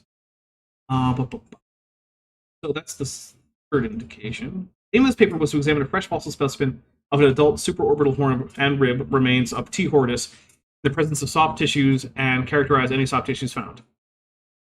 No explanation of how that was found. Okay, so materials and methods. An intact Triceratops horn, HCTH-00, which is just a specimen identification number, was recovered on May 12, 2012, from a well-sorted fluvial sandstone within the Hell Creek Formation at a previously unexcavated site on a private ranch within the Hell Creek Formation at a portion of land located at east 1/2 of the southwest 1/4 of the northeast 1/4 section 14T15N R56E, Dawson County, Glendive, Montana, USA. That's the location that he mentioned. That's ridiculous. Recovered horn was jacked and let removed. me just find a map of Dawson County. Let's see how much. The recovered horn was Dawson jacked and County removed. geology. The length, girth, and external morphology of the fossil was consistent with other Triceratops horns. That is his entire justification for the identity of this. He just says the length, girth, and external morphology of the fossil was consistent with other Triceratops horns. And it has an ellipsis after that. That's how he ends his materials and methods. Oh no, I'm sorry. That's the summary that I have here. Never mind. It probably doesn't actually end with an ellipsis. But yeah, that's the entirety of how he justifies as being a Triceratops horn. According to him, it's consistent. That's it. According to him. That's not enough. Not even close to enough. Mark Armitage Yeah, fired. it's not very well written. No. It's abysmal. And here again in American Laboratory, it says, quote, entire sheets of soft fibular bone recovered, and with quite a little bit of thickness, with many osteocyte cells. These osteocyte cells look like this. They're translucent. I did. Roasted a cold bones counter for $4.99 says, Popular Science is a respected peer-reviewed journal. Creationists. Yeah, they do seem to act like that's how they think about it. Means light can shine through them. Excuse me. James Duncan says that's a county parcel map used for taxation and to determine ownership. Okay, so that's why it's a 40-acre parcel of land, is because it's an administrative tool for the county to figure out how much to tax people. Awesome. Jeez. Okay. That's amazing. Sir, whoever just said that, do you know the number or name of the parcel? Yeah, if you know that, please let us know. You can see the nucleus of the cell. Because I've got a map of the whole county's geology here, so if I just... frankly, if it's quaternary and there's no Hell Creek anywhere nearby, yeah, it's pretty Exclusively that it's a bicycle. pretty definitive. Yeah. Yeah, that's the only other thing it can really be, unless you want to say it's some weird... I mean, maybe a mammoth? Maybe? Well, I doubt it, because it has so it has or not an innervation, but it has like a blood supply going through it or it looks like the surface, right, has those lines that you would expect for a blood supply that would be supplying the cuticle that grows the horn, which elephant tusk wouldn't have, right, because it's dentin and enamel. So I'm pretty plus, I mean, look, I do think he found osteocytes in it, right? Whereas you're not going to find osteocytes inside of a elephant tusk or a mammoth tusk because it's not bone.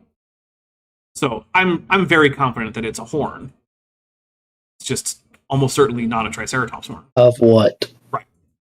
Probably bison. Called Philopodia. Those thin little threads are going to break down the first. If they're subjected to thermodynamic and ground radiation bombardment, they're beautifully intact. Very powerful evidence. Now, where did this come from? This came from Mary Schweitzer. She found these osteocyte cells in the T-Rex and in the hadrosaur that she examined. Which, by the way, Dr. Schweitzer continuously points out that people should be much more interested in the osteocytes than they are. Instead, all they want to talk about is the maybe blood cells. What did they find in the T-Rex horn? Well, they found, as it shows here, all kinds of mud and roots. They found evidence of fungal hyphae and other contamination from microbes. Yet they found remarkably beautifully preserved, all in parallel form, looking so good, some people say look like they're almost alive, beautiful osteocyte cells. And these are from that horn, absolutely beautiful. Now here, along the left side there, you see this kind of strand of material, a bunch of it. What is that? I don't know. What is it? Also, Strawberry 5th Super Chat vein for $2 says, Mark Armitage's method section, quote, looks like. Yeah, that is what it comes down to, right? His method section literally comes down to, well, it looks like a Triceratops horn to me, which, hey, yeah, you know, oh my goodness, that's so accurate. Thank you, Strawberry Vein. That is a great way to summarize his method section. Quote, looks like.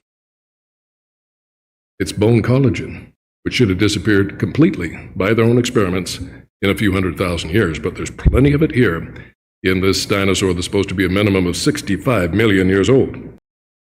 Except that, you know, it's probably not that. And here's the thing, right? We could get a conventional age if we actually knew exactly where this bone was from, because chances are the stratigraphy work has been done to stratigraphically date that section of the Hell Creek Formation, if it were actually a part of the Hell Creek Formation. Which is another thing that you normally get in paleontology papers, right? They give you the stratigraphic information that tells you how they went around figuring out what part of what formation this is, right? They'll tell you, like, oh, this is the such and such member of the Hell Creek Formation, and that such and such member has been dated stratigraphically to between this old and this old, based on, and then they'll give you citations for what papers did this stratigraphy to actually date this particular member of the formation. How much of that do you think is in the Acta Histochemica paper? None. Nothing. Yeah, it's just not there. There's no actual stratigraphy there. It doesn't tell you anything, like what member it is, how high it is in that member. Nothing in there. Also, Lieutenant Professor Savage Cobra has gifted 5 Dapper Dinosaur memberships. Thank you so much. They went to Steve Weber, Melly, Marianne the Night Owl, Rodent No Last Name, and Stephen Kane. So let's take 5 drinks for that. 1. Okay. 2. I think I have a 3. square mile here to work with. Okay. Whole square mile. That's a lot. And 5. Okay. So it's in the northeast quarter. Okay. In the southwest corner. Eastern side. Okay, if I understand this bizarre notation, I think I have the land parcel. Okay.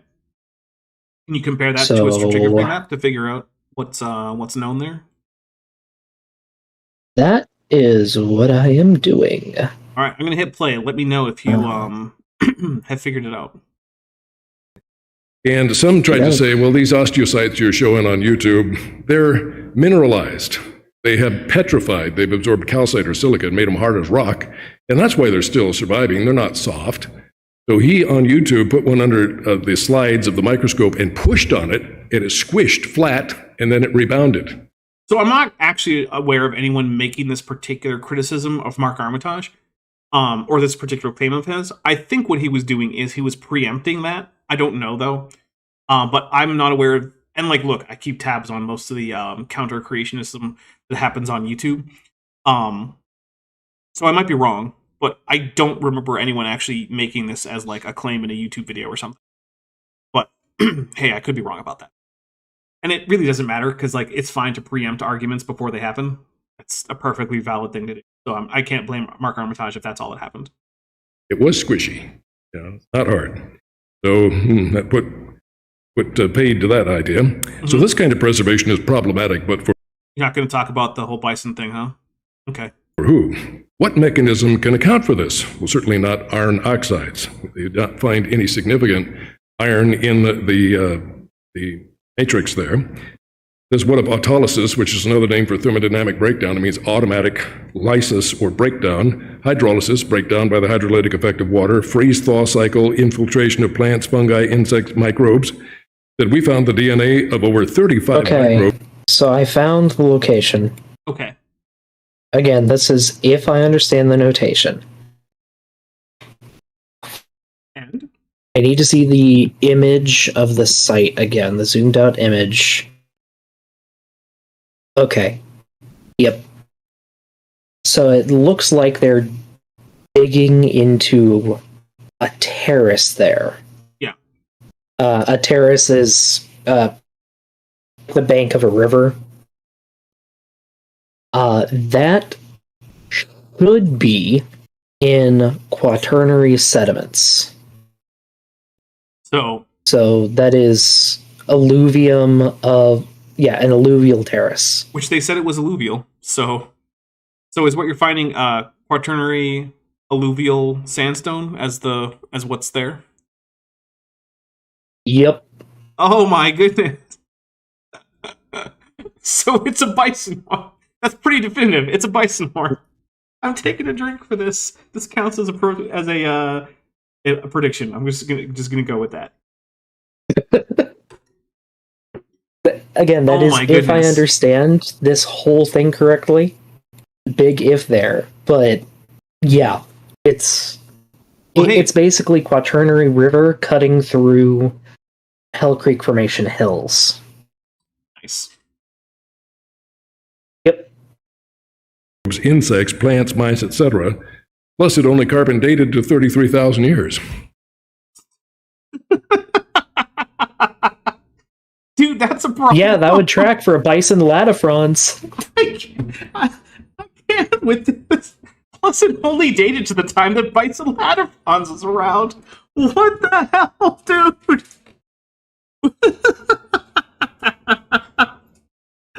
I can't. I need to take a drink for that one. Jeez, man. And just to clarify for the people in chat who might be curious, this is going off of this bizarre parceling thing that I guess people do for taxes. You have what appear to be these square mile areas that are chopped up into quarters, and those are chopped up into quarters, and those are chopped up into corners. Yeah, it's such a weird thing. And then Chilean Circled Arabic Print says, but you don't understand. It looks like a Triceratops horn. Which, yeah, it does. Triceratops horns are well known to superficially resemble bison horns. And it doesn't even look like the Triceratops species he says it is. Yeah, like that's a dead ringer for a Triceratops prorsus. Yeah. It's the shape of the horn. Because they just have that nice downward curve. Yeah. It's... Oh my goodness. It just keeps getting more and more, like, just obvious that this is just a bison horn. Like... Mm-hmm. Holy crap, man. Come on. The thing is, creationists have tried to carbon date dinosaur bones, right? And, I mean... They do get back a number, but the number is always around like 50,000 years. You know why? Because that's as old as you can get on a carbon dating. Because that's the max for carbon. Right. What that basically means is like, hey, this is too old. You can't carbon date it. But when you get back a date that's lower than that, it means you probably did get a carbon date. And when your date is well in line with bison lattifrons, and you're digging in an area with quaternary alluvial sandstone, and you said you got it from alluvial sandstone in that area... yeah, guess what? Bison lattifrons, my dude. This is just amazing. The carbon-14 has such a short half-life, 5,730-year half-life, that after 10 half-lives, which is less than 60,000 years, there's hardly any left. Yep. You get much past 100,000 years, too little to even detect. Well, we'll get into that later, I think, but it's not quite right. This had very detectable amounts. Now, why did it give an apparent age of 33,000 years instead of 5,000 years? Because it's a Pleistocene bison. I'm taking another drink. Jeez. And granted, that is if they did the dating correctly. Sure. Big if there. Yeah, but like even if we take them seriously, it's just more evidence that it's a bison horn. Like, what are we doing here? Like, seriously, what are we doing here? Everything about this, it's just. Well, I guess really mean, what are they doing here, right? Every little bit of evidence says, one, you did not successfully identify this is a Triceratops. You did nothing that would actually demonstrate that it was a Triceratops. But every single bit of identifiable information that we have is either ambiguous between bison latifrons and Triceratops. Really, it probably should be Prorsus, but whatever. Or it's on the side of bison latifrons. So when all of your evidence is either not able to, discriminate between the two options, or it's in favor of bison latifrons, what should our provisional conclusion about this horn be? Bison latifrons. Literally the only reason to think that this is Triceratops at all is because it would help young Earth creationism. Now, granted, that's not a good reason to disbelieve something, right? And I point this out all the time when I see people who are doing cringy atheist stuff on Twitter or something make a stupid statement. It's like, look, that something would be bad or good for Christianity on its own is not a good reason to accept or deny that fact or that claim, right? But I see people do that all the time. This is just the same, but in reverse. That this would be good for young Earth creationism is not a good reason to accept it. That's not how this works. All the evidence that we have is either non-discriminatory or it's in favor of bison latifrons. From the time of the flood, we'll look into that a little bit later. The point is, there shouldn't be any. It disappears in just thousands of years, yet here it is in dinosaur bone, supposedly 65 million years old. It's supposed only by Mark Armitage and, what was it? Who was the other guy? Brian... something? The CMI guy? Something like that. Yeah, I know I've talked about him before. Yeah. For $5, Lieutenant Professor Savage Cobra says, Young Earth creationist logic. My home barometer read 29 inches mercury. When I threw it in a vacuum chamber. Therefore, I conclude that outer space is a hoax. Yeah, exactly. Oh, man. Now I quote these experts, Buckley and Collins from Great Britain, when they've done a lot of this research and a lot of the experiments where they actually tested to see how long these things take to break down. And they said, and I quote, it will take between 0.2 and 0.7 million years. That's 200,000 to 700,000, average being 450,000 years, at 10 degrees Celsius, which is only 50 degrees Fahrenheit, for levels of collagen to fall to 1%. We found a whole lot more than 1%. We found them largely intact. Yeah, in the bison horn, but that's not true for, say, the Triceratops, the T-Rex bone that Dr. Schweitzer was using. That's the thing, is you can't say, look, this experiment shows that our finds of this Triceratops horn are incompatible with long ages if you don't know it's a Triceratops in the first place. Right? That doesn't work. It's a slight issue. Right. It's extremely, extremely dumb. You just can't do that. So how can this be? It's a bison. Our own published data, which we had already published and peer review passed before we found it in dinosaurs, it all says it can't last that long. It just actually, no, it doesn't. See that whole collagen to fall to 1%? That's not 0%, right? That's the thing. And also, there are preservation mechanisms which actually chemically alter the collagen. So it's not collagen anymore. I want to be very clear about this. Dr. Schweitzer has never found collagen, per se, in a dinosaur bone, according to her.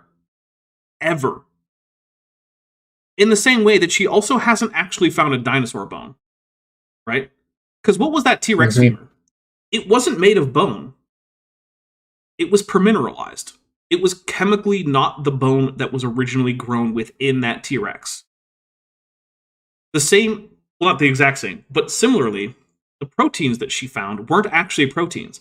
They were molecular fossils.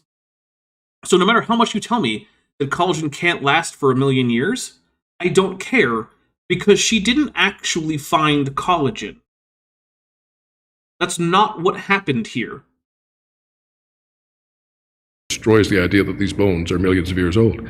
That's why Buckley and Collins says we cannot agree that these are real. If you admit these proteins and these tissues are real, it's the death knell of evolution. So they actually refuse to agree that it's real. No. Just take a drink for how dumb that is. We've gone over it enough times. Yeah, that's fair. Publications have confirmed that it is evolutionist publications. Now, Dr. Brian Thomas. That's it, Brian Thomas. Sorry, Dr. Thomas. I know I've covered you before, and I didn't remember your name, and I just blanked on it. I do apologize. I should know better. Like I said, I've covered this guy before. As far as creationists go, he's not as much of a dumbass as most of them. So, yeah. This PhD in sterling praise. Look, that's that's high praise for me for a creationist, right? Fair. I mean, your average creationist is barely a step above like Eric Dubé, flat earther. Some of them, I think, are a few steps below. Like, I think Kent Hovind honestly knows less about science than Eric Dubé does. It's just that Eric Dubé is specifically being dumb about the shape of the Earth and gravity, and Kent Hovind doesn't feel the need to dispute those things. So he just doesn't really talk about them. And Kent knows how to sound like he knows what he's talking about. Yeah, he is a little bit better at using fancy sounding language, basically. Strawberry, 5th super chat vein, which I still love, says, so Mark Armitage spent an entire paper arguing that what he found was a bison horn, and then concluded, therefore, it's obviously a triceratops. No, it's even worse, right? All these reports about like the carbon dating and the exact location and stuff, that's all stuff that actually either came out in his writings after the paper, or that we've been able to piece together through like digging through his ridiculous location identification with that county survey map or whatever it is. Like, it's even worse. His actual paper just kind of says, well, it looked like it, and I said it was Hell Creek. Like, okay, was it Hell Creek? How do you know it looked like it? Doesn't say. And then Roasting a Cold Bones Keller for $1.99 says, evolutionist publications? Yeah, so basically, evolutionist is just shorthand from creationist for whatever I don't like. That really is what it comes down to. Whatever I don't like in science is evolutionist. Doesn't matter if it has nothing to do with evolution at all. That's why they'll say things like, the evolutionist interpretation of the James Webb Space Telescope images. Like, what are you talking about? No evolutionary biologist is looking at the James Webb Space Telescope papers and like commenting on them intelligently in any way that any other lay person in the field isn't. Right? Like, Richard Dawkins has no more insight on the JWST data than I do. Or that, I don't know, your like weird racist uncle that you only see at Thanksgiving does. All of us are equal when it comes to that. And just to maybe put a final seal on the coffin, I decided to do a flyby or fly through the valley through Google Earth just to see. The only way you can get the perspective shown in the images of the site is if you're in the river valley. The river valley, the perspective of the hills in the background. The river valley, that's quaternary sediment, huh? Yep. Cool. Roasting a cold bone. You cannot get photos like that from like the foot of the hills themselves. Which is where the Hell Creek stuff is, right? Yep. Doc, I think you found a new video topic. Maybe. You might have to turn this into a video. I mean, I might, but it feels like I'd be stealing all your work. So I would rather leave it to you to be the one who does it. But if you'd rather not, then I might just ask for you to come consult or even collaborate with a video with me. So this might... I think collaborating would probably be best. I'm kind of bad at getting videos out. Okay. Well then, hey everybody. I think Doc here and I might be doing a little collaboration on the Mark Armitage topic.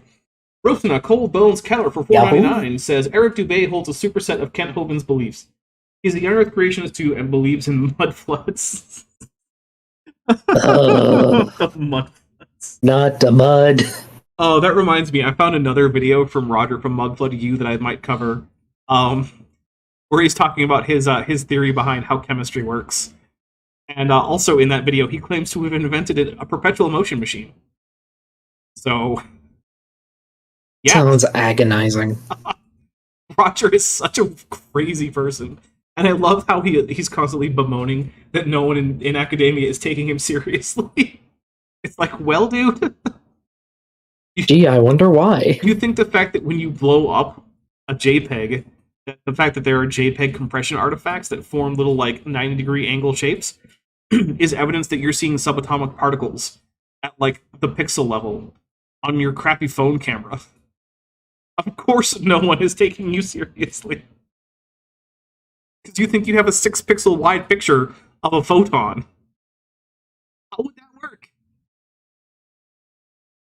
Biochemistry, he did further research with a far more sophisticated mechanism, a spectroscopy device, for determining how fast these proteins break down in actual experimental research. And we have better machinery today than what Buckley and Collins had, decades ago. Right over there, Dapper? And it was able to Oh yeah, I'm fine. detect a greater level of breakdown than what their machinery was capable of doing. And so he had this published, put out on this spreadsheet, and had it at a science symposium. And he said they didn't really just push it, they just invited scientists to look at it. Most of them said, oh yeah, I've heard about the soft tissue. We find it all over the place. Mary Schweitzer said it's not a problem. It'll last for millions of years. And that was the party line. They didn't even bother to read to the end where it says we have found it where there is no iron. We have found it where nobody can explain because it should have been destroyed by ground radiation. Ones that read that far, their eyes got big like saucers, and they said, oh my gosh, what are we going to do about this? So here's the problem. I don't actually trust his report of this, nor do I really trust Brian Thomas's report of this. And I say that because, for one thing, I know Brian Thomas to be, I don't want to accuse him of something I can't reasonably well demonstrate. I know Brian Thomas to have inaccurately reported paleontological findings in the past. Therefore, I do not trust his accounts of what happened at this paleontology conference, nor do I trust this guy's third-hand account of what happened at the paleontology conference. But here's the other thing. Anyone can publish, or not even publish, anyone can make up, like, a little presentation for a scientific conference. Basically anyone. Like, David Peters, the crazy man who thinks that pterosaurs are lizards and that birds are lizards because they're pterosaurs. That guy. The guy who thinks that dolphins are tenrecs. Right? That guy. Tenrecs? Tenrecs. Yep. The Afrothere shrew analogs from Africa. Oh. The one that his reasoning for this is they both echolocate. That's it. That's all he's got. That's it. Yep. Therefore, dolphins are tenrecs. Yep. Dolphins, according to him, are more closely related to elephants than they are to hippos. And yes, we have genetically tested and know that isn't true. That guy has presented at more than one paleontology conference. That guy presented a paper about pterosaurs being blood-sucking ectoparasites along the lines of vampire bats. None of this is true. He still presented this. You know what Brian Thomas hasn't been able to do with this work of his? Publish it in a real journal that actually has to do with, like, paleobiochemistry and paleontology. Just like David Peters has not managed to get his dolphins are tenrecs idea published, or his vampire pterosaur ideas published, or his pterosaurs are lizards actually ideas published. The reason for this, it's because they're just not doing the work to actually show that they're right. Until that happens, I don't really care that Brian Thomas had a weird reaction at some convention. I just don't. But he said most of them didn't even give it the time of day. They bought the party line that they have a way of explaining it, which of course we have seen is completely invalid. Now here again is showing the breakdown that we have with the Arrhenius equations. Basically, we can't run an experiment that lasts for millions of years, obviously. What we do is we heat it up, because then thermodynamically it tends to break down faster. Then they use the Arrhenius equations, which have been calibrated with experiments, to correlate at a lower temperature, how fast would it break down? So there's something I want to point out about this, right?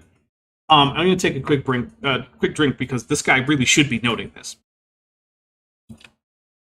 And it's that if you have a spontaneous reaction with a particular activation energy, right? Which means that a reaction is spontaneous if enough energy is in the system.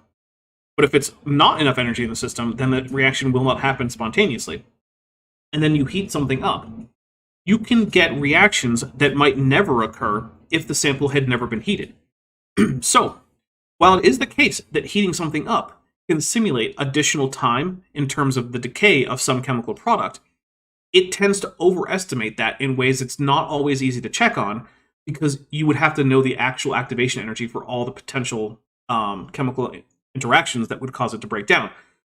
But it's hard to do that.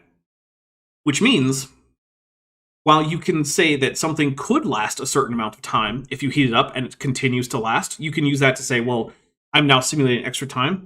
If it does break down, that's actually not great evidence that it would have had to break down in nature under actual conditions of long time. It's a limitation with the idea of just heating something up and seeing if it breaks down.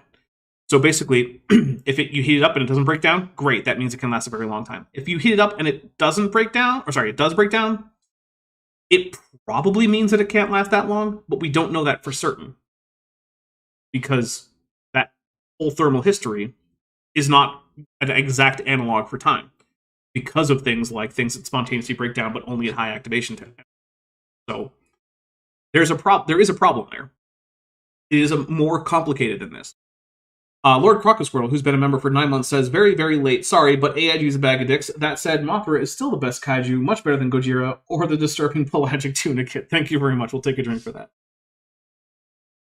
And then Lieutenant Professor Savage Cobra for $5 says, scientists are famously well disposed to the ideas of known academic frauds.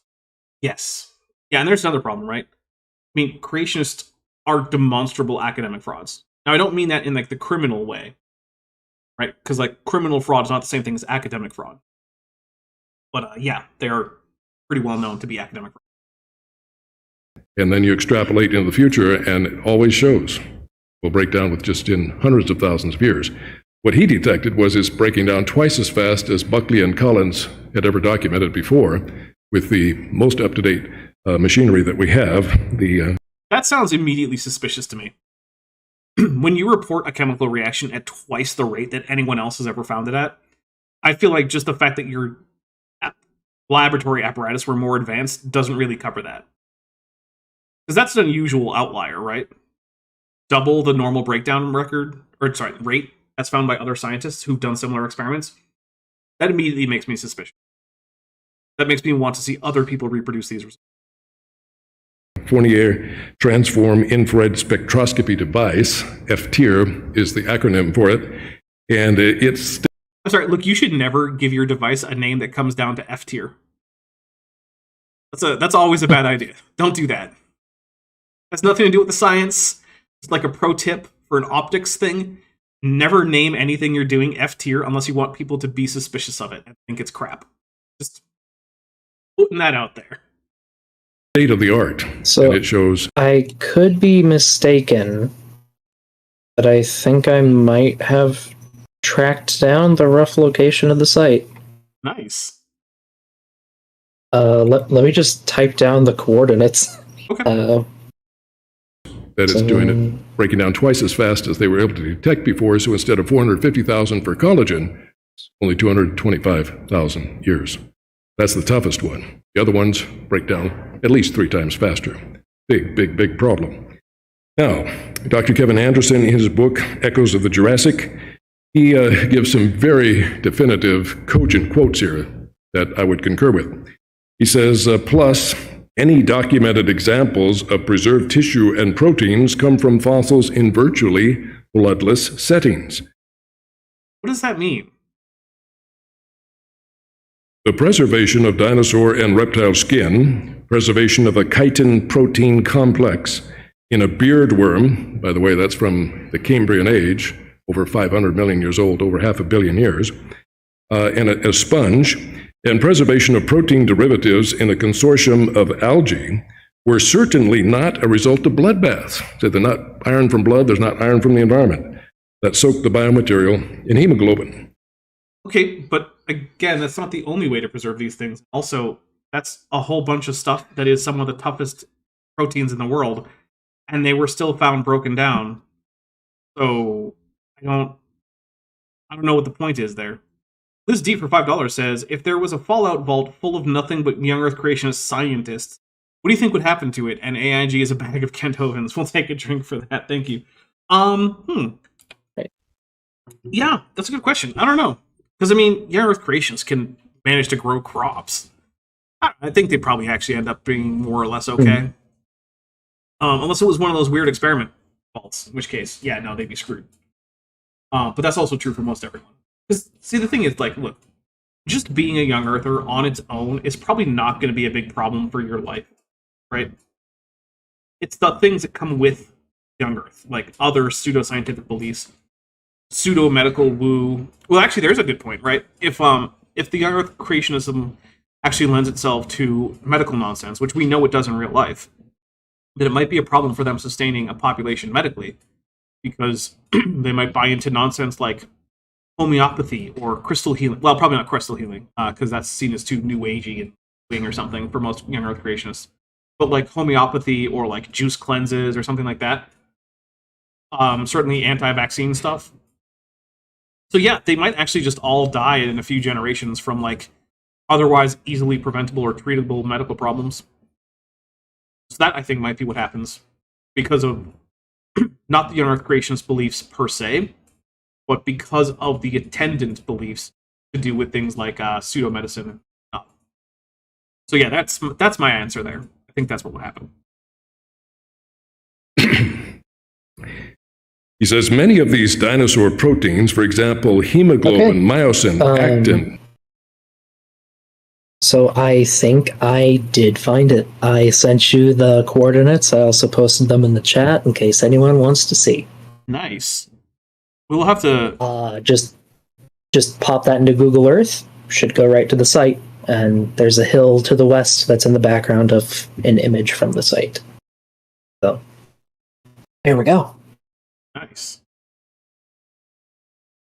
Roasting a Cold Bones Keller for $4.99 says, Fallout Vault? Kent Hopen says he was gored by a bull on his compound. Hopen promotes B17 cyanide as a cure for everything. Oh, yeah. First of all, I don't know about this goring story. Does he not know what goring means? Because that man has not been gored by a bull. Like, not at all. But also, yeah, he really does promote actual poison. And I know people who have eaten poison on his recommendation. Tropomyosin, I osteocalcin, am and not others. surprised, but I am not pleased either. Yeah, no, it's Eric Hoven, his son, actually got a nasty gram from the FDA for selling a book basically recommending that people eat poison, packaged with apricot seeds, which are high in amygdalin, which breaks down in your body almost immediately into hydrogen cyanide. Don't eat apricot seeds. April Van Ryn for 2 beaver bucks says Duncan Hopen is like fart jokes. Always funny. True. That is true. Not nearly as structurally resistant to degradation as collagen. In fact, there is no experimental evidence that all these other proteins could survive for more than a fraction of the time that collagen could survive. Right. Which is why we've never found any of them intact. Literally none of these have ever been found intact in a fossil. None of them. That's why Dr. Joel Duff has the soft, or what is it? I think it's the hemoglobin challenge, is actually what he calls it, right? And the challenge is very simple. Creationists correctly report on what was found in soft tissue finds. Don't say intact hemoglobin if what was found was heme-derived porphyrins. Don't say intact collagen if what was found was small snippets of collagen. And not a single creationist has passed, as far as I can tell. He comes across, every time he comes across any young Earth creationist reporting on soft tissue, every single time he checks, they misrepresent what was found. Now, it might be because they don't understand it, but either way, they're still misrepresenting it. And as we've seen, it can only survive about 225,000 years. And if it's in very good shape, it's much less than those 225,000 years. What do you think he thinks in good shape means? Because to me, that means less degraded. Less different from its original I'd say chemical less structure. degraded than the other material we find. Right, but if it's degraded at all, you know what it isn't? It's not that What? protein anymore. It's a remnant of that protein. No, that can't be right.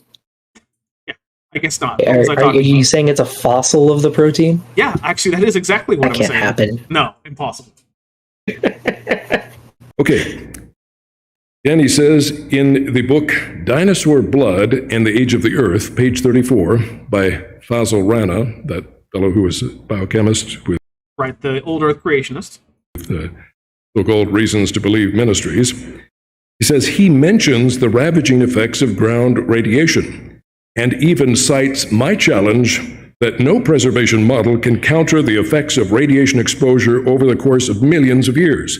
Yet, he fails to offer any answer. Funny how you're quoting Kevin Anderson on that, and not, Fuzz. Why aren't you quoting Fuzz there? Because I don't trust Kevin Anderson to correctly represent Fuzz Rana's book. I don't know, do you, Doc? Does your history with young Earth creationists make you confident that they are not misrepresenting Fuzz Rana's book? I have the utmost confidence, and in fact, am now a young Earth creationist. Well, there you go, guys. Dr. Dino just became a young Earth creationist here in front of our eyes. This problem. When he listed the problems, he said there's only 3. But here he admits, why know about ground radiation? Didn't want to mention that. We have no answer. You think he... Look, I haven't read Fuzz Rana's book. I would like to. Maybe I'll put it on my Amazon wish. So I can't say for certain. What I can say is that I don't trust Kevin Anderson. I mean, I don't really trust Fuzz Rana either. He or anyone who believes these fossils are millions of years old would give an answer if there were one? Of course they would. I mean, here's one. These soft tissues and proteins have not actually been preserved in the sense of they still exist as they were in life. Basically, he's just like, oh, if these things were old, how come they aren't broken down? To which the answer really is, and has always been, they are. That's it. They are. Yeah.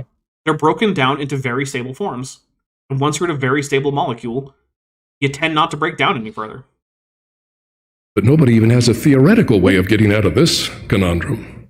And it's devastating. If those fossils are just thousands of years old, evolution is completely kaput. If that's true. Yep. If they are, then that's true. We don't have any good reason to think they are. God's word is thoroughly vindicated. It would take a lot more than that, right? First, okay, so here's the thing, right? Take just a bit. In order for young Earth creationism to be true, we would not just have to have a radically younger Earth. We would have to have a radical misunderstanding about just the most basic things about floods, like what a flood is.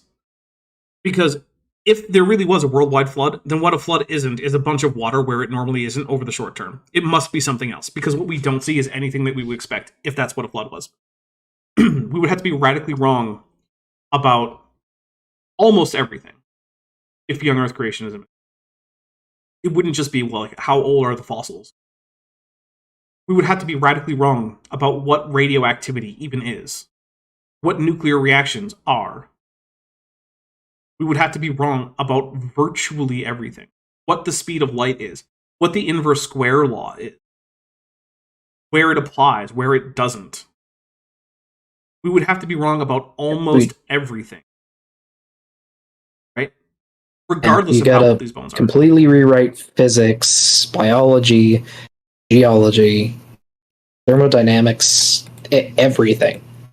I mean, to some extent, we would have to rewrite even just what we know of from Hebrew, because a flood, unless we're just radically wrong about everything we know about water, floods don't result in the world that we see. Yeah, we know what flood deposits look like, and their coverage is selective. Mm-hmm. So and even if we didn't have an explanation as to how these protein fossils were found or survived, even if we didn't, it still just comes down to what's more likely. There's an unknown preservation mechanism, or everything we know about everything is essentially wrong. And I don't know how it is that creationists think that this is defeater when that's the situation we're in. I mean, I guess it's because they don't realize just how dumb their ideas are in terms of the rest of science. Because they just kind of pretend that certain aspects of science aren't a problem for them. But, like, it's fundamentally just Occam's razor, right? It's the same thing with, like, the dinosaur bone, right? Or the dinosaur horn, right? Triceratops horn. Okay, look. We have one indication that maybe this is a Triceratops horn, which is the fact that some guy said it was. Okay, cool, that's something. Mm-hmm. But we have a whole bunch of other evidence, like the fact that the area it's cutting through was known to be quaternary, not Mesozoic at all. We have that it's morphologically consistent with the bison horn.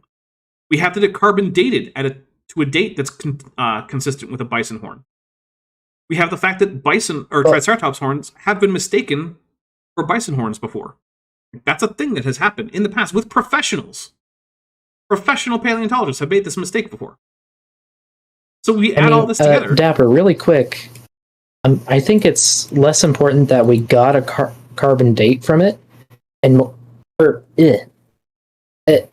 I think it's more important that the number they got was under the ceiling. Oh yeah. Of carbon dating. Yeah. No, I agree with you there. Right. So we have this one tiny piece of evidence that says, hey, maybe this is a Triceratops horn. And then we've got a whole bunch of other evidence that's like, no, this is a bison horn. What do we go with? Now, can I account for the fact that both Brian Thomas and Mark Armitage thought it was a Triceratops horn? Well, not for certain. I don't have a definitive answer to that. I have my speculations, and I think they're plausible. But I can't say for certain. So what do I go with? Well, I'm going to go with it's a bison horn. Do I know that for sure? No. Similarly, with this, hey, do I know exactly how all fossil remnants of proteins have been preserved? No, I don't.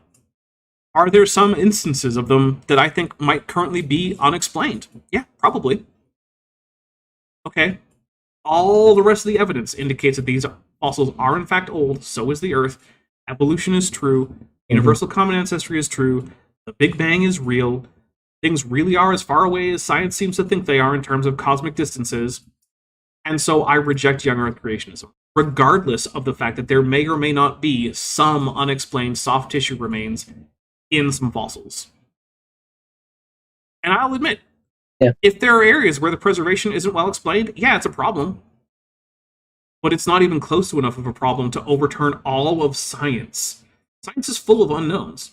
The fact that there are currently unknown things in various fields of science does not mean we overturn everything we have demonstrated in those fields of science, right? Like, I mean, if I may, just because we have a problem does not mean that there is no solution. Also extremely true. Right? Like, there's problems all over the place, right? Like, there's the so-called crisis in cosmology, right?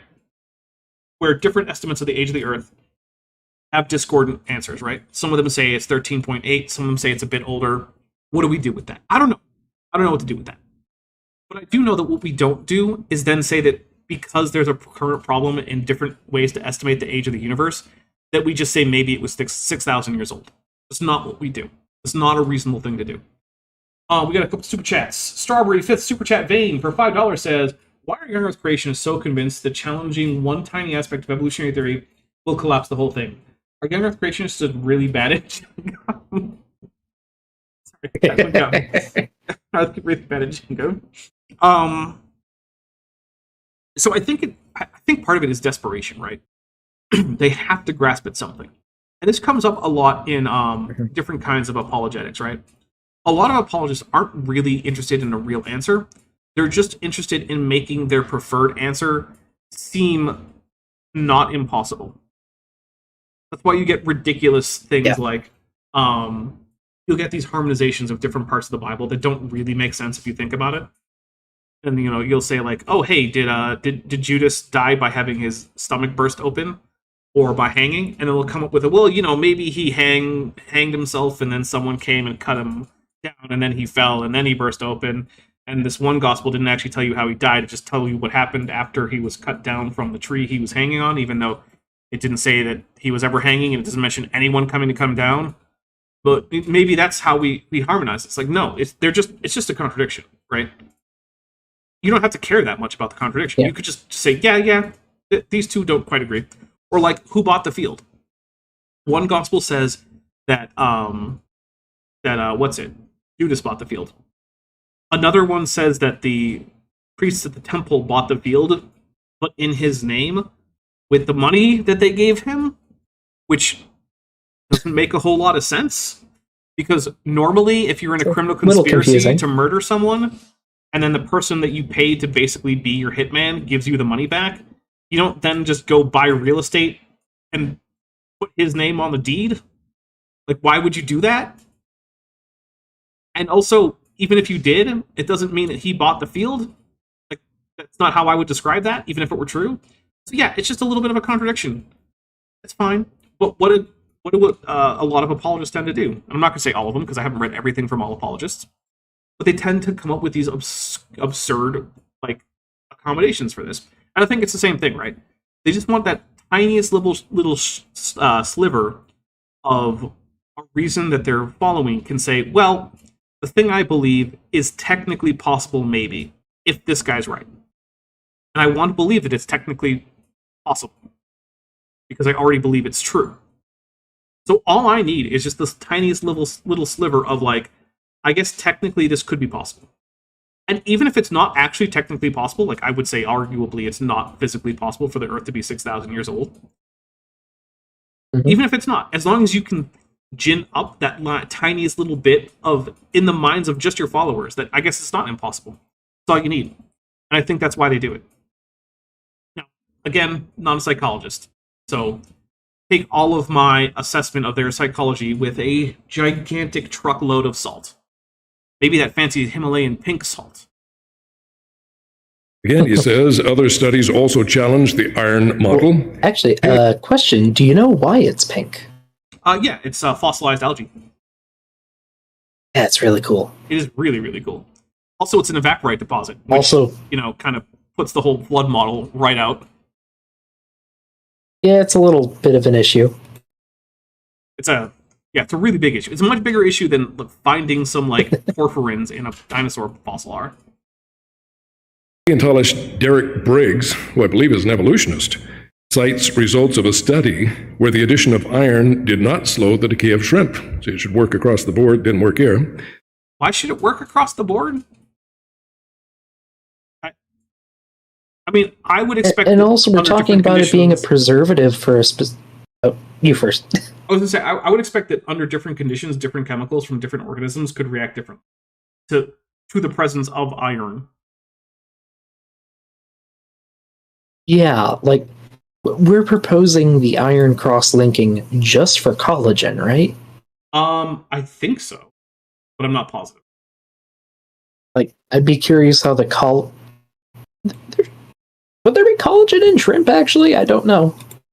I'm pretty sure collagen is universal animalia. I could be wrong on that. Maybe it's not. Maybe it's unique to vertebrates. I know some things are, obviously. Dr. Anderson also did his own studies that did not corroborate what Mary Schweitzer did, so that's a big red flag. Okay, here's a big red flag. Why are they published in Echoes of the Jurassic 2nd edition and not, say, in a journal? Because honestly, I don't really care what Kevin Anderson publishes in his own book. Do you know what qualifications you need to publish a book? I just listed all of them. The ability to pay someone to publish it? Yeah, basically. Yeah. You don't even have to pay someone else. You can self-publish it. And if you're a guy who's working for a Young Earth Creationist propaganda mill, you can probably get those guys to publish your book for free. Or even to pay you to write down a whole bunch of nonsense. Look, anyone can write a book. Samuel Rowbotham wrote a book. He's the OG flat earther. The fact that Zetetic Astronomy exists as a text that you can go read isn't evidence of flat earth. It's just not. Mr. Anderson, So I'm going to call Kevin Anderson here, because now I'm Hugo Weaving. If you want people to take you seriously, if you want me to think that you actually have good reasons why we need to reject the young Earth on the basis of currently unexplained soft tissue preservation in dinosaur bones, get it past peer review. And if you want to tell me, oh, but I think they're biased against creationists, then tell you what. Actually present something that doesn't fail peer review for good reasons. Like, publish the reasons why it fails peer review, right? And if it's biased nonsense, then people will know. Because when you publish or you try to publish something, you get notes back from your reviewers. They tell you why they're rejecting it if they want to reject it. Or, well, they recommend against publication. Technically, the peer reviewers aren't the ones who make the final call. But get those notes and publish those. Show everyone the bias against you. But if they actually come back saying things like, you fail to account for this, this, and this, or your conclusions don't follow, or your statistical methods are flawed, or things like that, then we can check that. And if it's all nonsense, then hey, that'll be an interesting thing that you can point out, and we can have a whole conversation about like bias in publication and scientific journals and whatnot. But I suspect that's not what will happen. Because I've seen people giving review to creationist nonsense. And they tend to actually have good reasons. Shouldn't be. Things like, and if go ahead. Good. No. I was going to say, there's even a journal now that doesn't take peer review into account when it comes to publishing. If you want to publish in BioLife. Yeah, that's true. That's the one that published the Homo naledi paper most recently, right? Yeah, for good or ill. Yeah, I'll just say. Yeah, I'm not a huge fan, but whatever. Roasting a Cold Bones Keller for $4.99 says, rewrite all the science things. AIG is still a bag of sock concerns. Take a drink. Obviously, that just means they're a bag of feet. All the tests should have the same results. If they don't, you can't call it legitimate. No. All the tests with the same conditions and the same things that you're testing should have the same results. Not every single test of an idea should have the same result, right? Because there are variables. Does analysis of the Thescelosaurus But vertebrae. if you run the test like 1,000 times and 80% of the time you get a certain result, it's probably pretty indicative. Oh, yeah. Yeah, that is another thing, right? Reproducibility is never 100%. It's too much to ask. Unless it's an extremely simple experiment, right? Then reproducibility is never going to be 100%. That's why things like meta-analyses are important. Where we aggregate all the different experiments of a certain particular type, and we say, okay, what can we learn from the aggregate of all of this work? That's what a meta-analysis is. It's very important. Now, that was a different species of dinosaur they also found at Marsh Baish's ranch up there in the Hell Creek Formation, and a different species than the Triceratops. Wait. What was the name of that ranch? Marsh, I think? Go back a little bit, see. Up there in the Hell Creek Formation. Farther back. And work here. Dr. Anderson also did his own studies that did not corroborate what Mary Schweitzer did. So that's a big red flag. All the tests should have the same results. If they don't, you can't call it legitimate. It says analysis of the Thescelosaurus vertebrae. Now, that was a different species of dinosaur they also found at Marsh Baish's ranch. Marsh Baish. I don't know how to spell Baish. I can't be certain I know how to spell Marsh. I have no either. idea, but I think he's talking about a dinosaur from the Schweitzer site. Oh. The Schweitzer site. Wow, my brain's been rotted. The site, was it B-Rex? Yeah, B-Rex came from. I think that's what he's talking about. Okay. Not the Armitage site. Yeah, not the Armitage site. Up there in the Hell Creek Formation. And a different species than the Triceratops. They notice the Thescelosaurus vertebrae found iron present in some of the surrounding fossil, but virtually no iron was detected within the preserved tissue. Neither does this model. Roasting a Cold Bones Keller for $4.99 says, I hate meta-studies that don't propose an underlying mechanism. I mean, sometimes the meta-analysis just doesn't give you a very likely underlying mechanism. That can actually just be a valid result. In which case, it usually means, hey, it's time to reevaluate the proposed explanatory mechanisms in the individual papers. I mean, it might be a frustrating result, but it's essentially a negative result. And negative results are also very important in science. You can't ignore those. Yeah. Or any preservation model, protect the tissue and proteins from the ravages of ground radiation. They've really backed themselves into a corner. They do not have an adequate answer. Now, even worse, we have been finding mummies that aren't mineralized, that aren't fossilized. Hey, it's Leonardo. Also, hold on. He said they're not mineralized. In the traditional sense.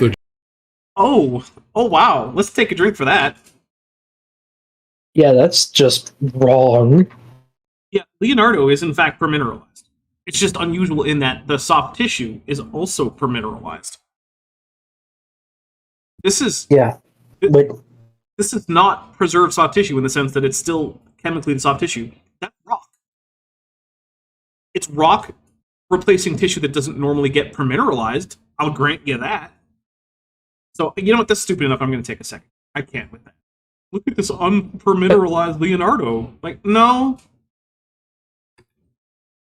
That's in fact fully mineralized. Fully mineralized. It desiccated, which probably helped in the preservation process. Oh, almost certainly. It's hard to understand how it couldn't have. Yeah.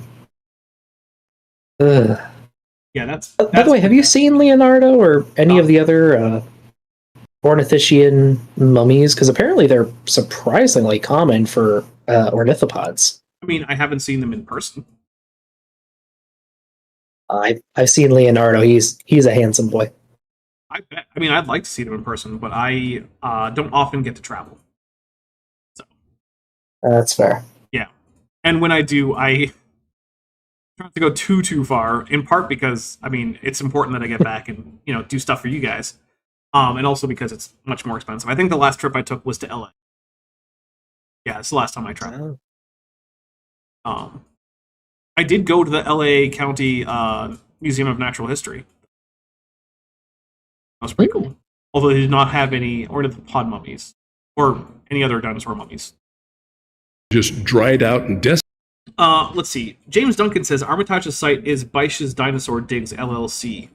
So I guguess he was talking about Armitage's site. Now. Okay, it's BAISCH apostrophe S. Okay. Desiccated. Glendive, Montana. They're in the rock matrix. And their guts, their intestines, and the food in them of their last meal is even preserved. Yeah. Permineralized. It's now rock. Also, you've been wiped out into the finest dust by ground radiation alone within a few 100,000 years, but there it is. Why should the rock have been wiped to dust in a few million years? He's basically just saying rock. I mean, I know he's lying, or well, I can't say he's lying. I know he's incredibly stupidly claiming that this isn't permineralized, even though it very much is.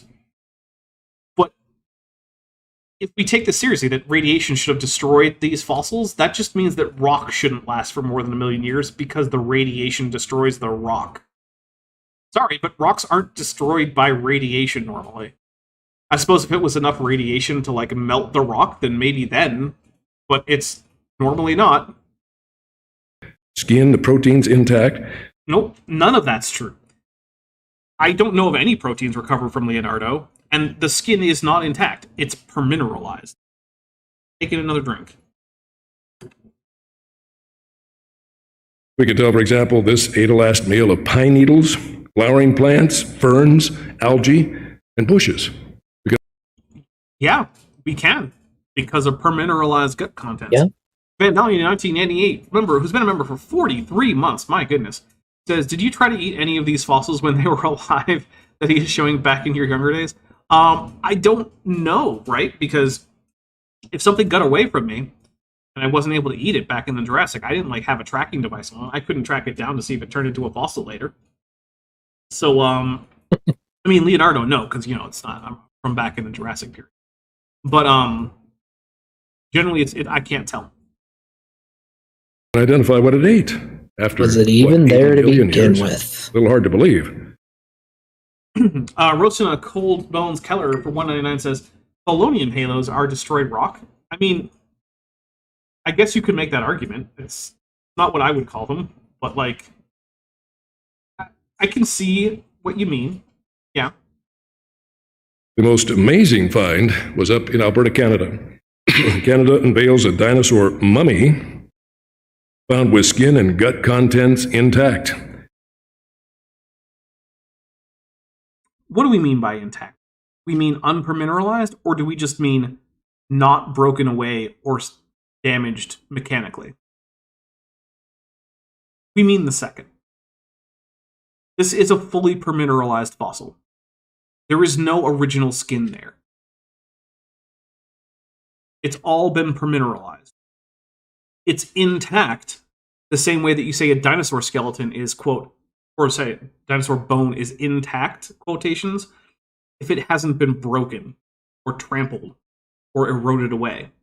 When you say, oh, hey, look, I found an intact Camarasaurus femur, do you mean that you found an unpermineralized Camarasaurus femur? No. You just mean it hasn't mechanically been broken in any way. The whole thing is there without any breakage. That's what's happening with the dorsal side of this Borealopelta. It does not have chunks missing, and it has all been permineralized. It doesn't mean you could turn this into dinosaur leather. You can't. Since that lucky moment, it has taken I'm taking a drink for that. researchers 7,000 hours over the course of the last 6 years to both test the remains and prepare them for display at the Royal Tyrrell Museum up in Alberta. If you ever get up there, you can see it. That is one of the museums I would really like to go to. The only natural history museum I've been to in Canada is the museum in Vancouver. What's it called? I don't remember what it's called, but I really don't I don't know. Yeah, actually, but I think I still follow them on Facebook, or whenever I go to Facebook. If James Duncan is correct, that Armitage's site is on the Beisch Dinosaur Digs land. Mm-hmm. Unless he was digging in a state park, it's not Hell Creek. What is it? It's Fort Union, which is Cenozoic. Oh, good. So now we have a mismatch between the reported location as Beisch's Ranch and that location that you found via the survey or the tax map or whatever it was. Yeah, it's a completely different quadrangle. Not quadrangle. Right, or quadrant. I guess it is a quadrangle, but whatever. It's a completely different box of the map. Yeah. Also, Rosina, cold. Hold on, I have to Cold Bones Keller. There we go. For $1.99 says Sooner Sir Leather is the tastiest type of leather tort. I will have to take your word for it. I have not tried that to my knowledge. Okay. All right, here we go. A little bit more. For yourself, where visitors now have the chance to see the closest thing to a real-life dinosaur that the world has likely ever seen. Well, let's count all the birds. Which I do. Yeah, but he doesn't. Yeah. Well, here we have it drawn to scale to see how it compares to the size of an average human. The Suncor Borealopelta, which is the name they give it, they found it on Suncor Energy property, so that corporation wanted to make sure it got its name in the official title. And it's remarkable for its three-dimensional preservation of a large articulated dinosaur complete with soft tissue.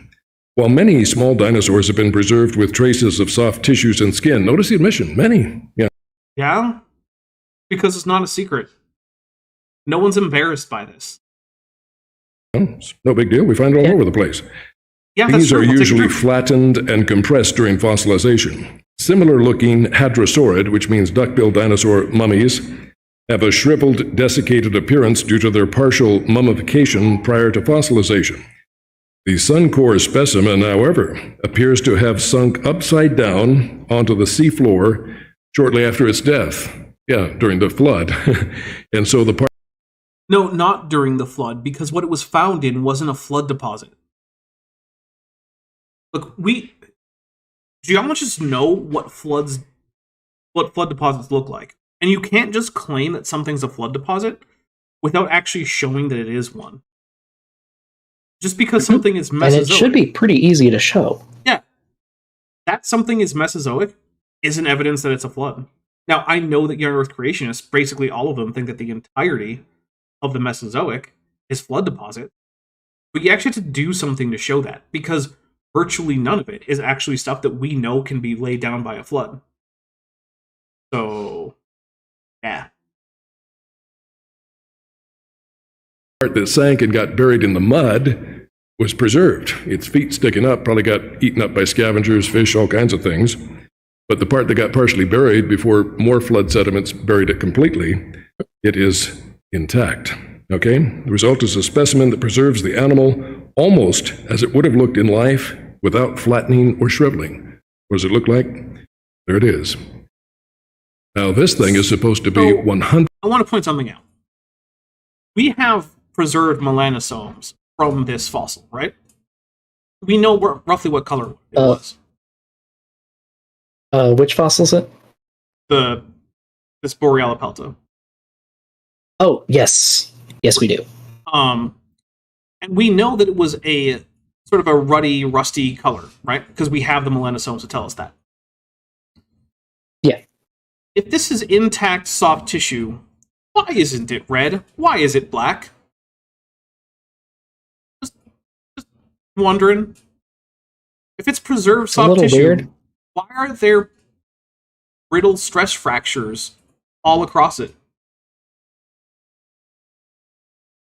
I don't know. I've seen a lot of skin have mechanical problems in the sense of like breaks in the skin, abrasions to the skin, cuts, incisions.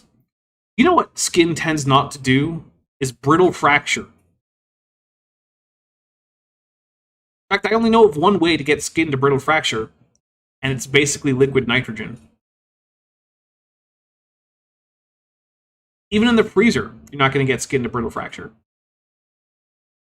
So, if this guy wants to tell me that that is chemically intact skin that's still actually chemically skin and not permineralized rock, and yet it has a brittle fracture, then my question is, who dumped this Borealopelta in liquid nitrogen?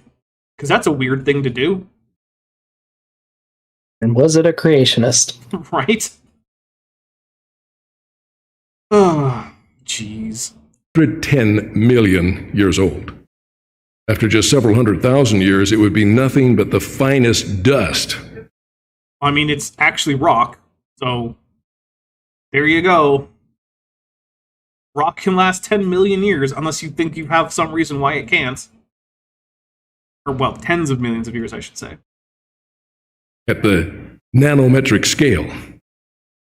the what now? This is The what scale? Nanometric. That's a new one for me. The nanometric scale. Okay, I'm just gonna take a drink because that's a new one for me. Does he mean nanometer scale? He might. I mean, it's just as permineralized at the nanometer scale as it is at every other scale. But I don't know. I don't know what the nanometric scale is. There would be no definition. You wouldn't see its skull. You wouldn't see its eye sockets. You wouldn't see its many horns. Why not? You don't need nanometer precision in... we'll just assume that he means nanometer scale preservation, right? We don't need that to see a skull or horns. Because I don't know if you know, but that skull is more than a few nanometers long. I mean, look at it, right? You can see the scale. A few. It's not a nanometer long scale or skull. Like, those horns aren't nanometer long skull or horns. I can't talk today. Like, what are we talking about here? Why do we need nanometer precision? Now, in fact, we have close to nanometer precision because we can see the melanosomes.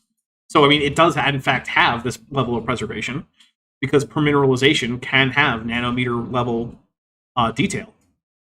But he's saying that we couldn't see the skull or the horns without nanometer level precision in the preservation. But that's just not true. In order for that to be true, then the detail that you're looking for would have to be on a nanometer scale. And I don't think there are any skulls that are on the nanometer scale. Any. Ever. You might say, yeah, you might say, well, Dapper, what about when, vertebrate embryos are nanometers long? They don't have skulls at that point. The skull hasn't developed when they're only a few nanometers long. It takes until they're a few centimeters long before that happens. So, yeah. It would be nothing but the finest dust, and yet there it is. And they claim it's 110 million years old. I tell them, if you want me to buy that, I'll sell you the Brooklyn Bridge. And then they will intelligently decline because you're the idiot here there, Dr. Kindle. Okay. And it's not just in dinosaurs. Many animal fossils have been found even deeper and supposedly older than the dinosaurs that have this type of evidence.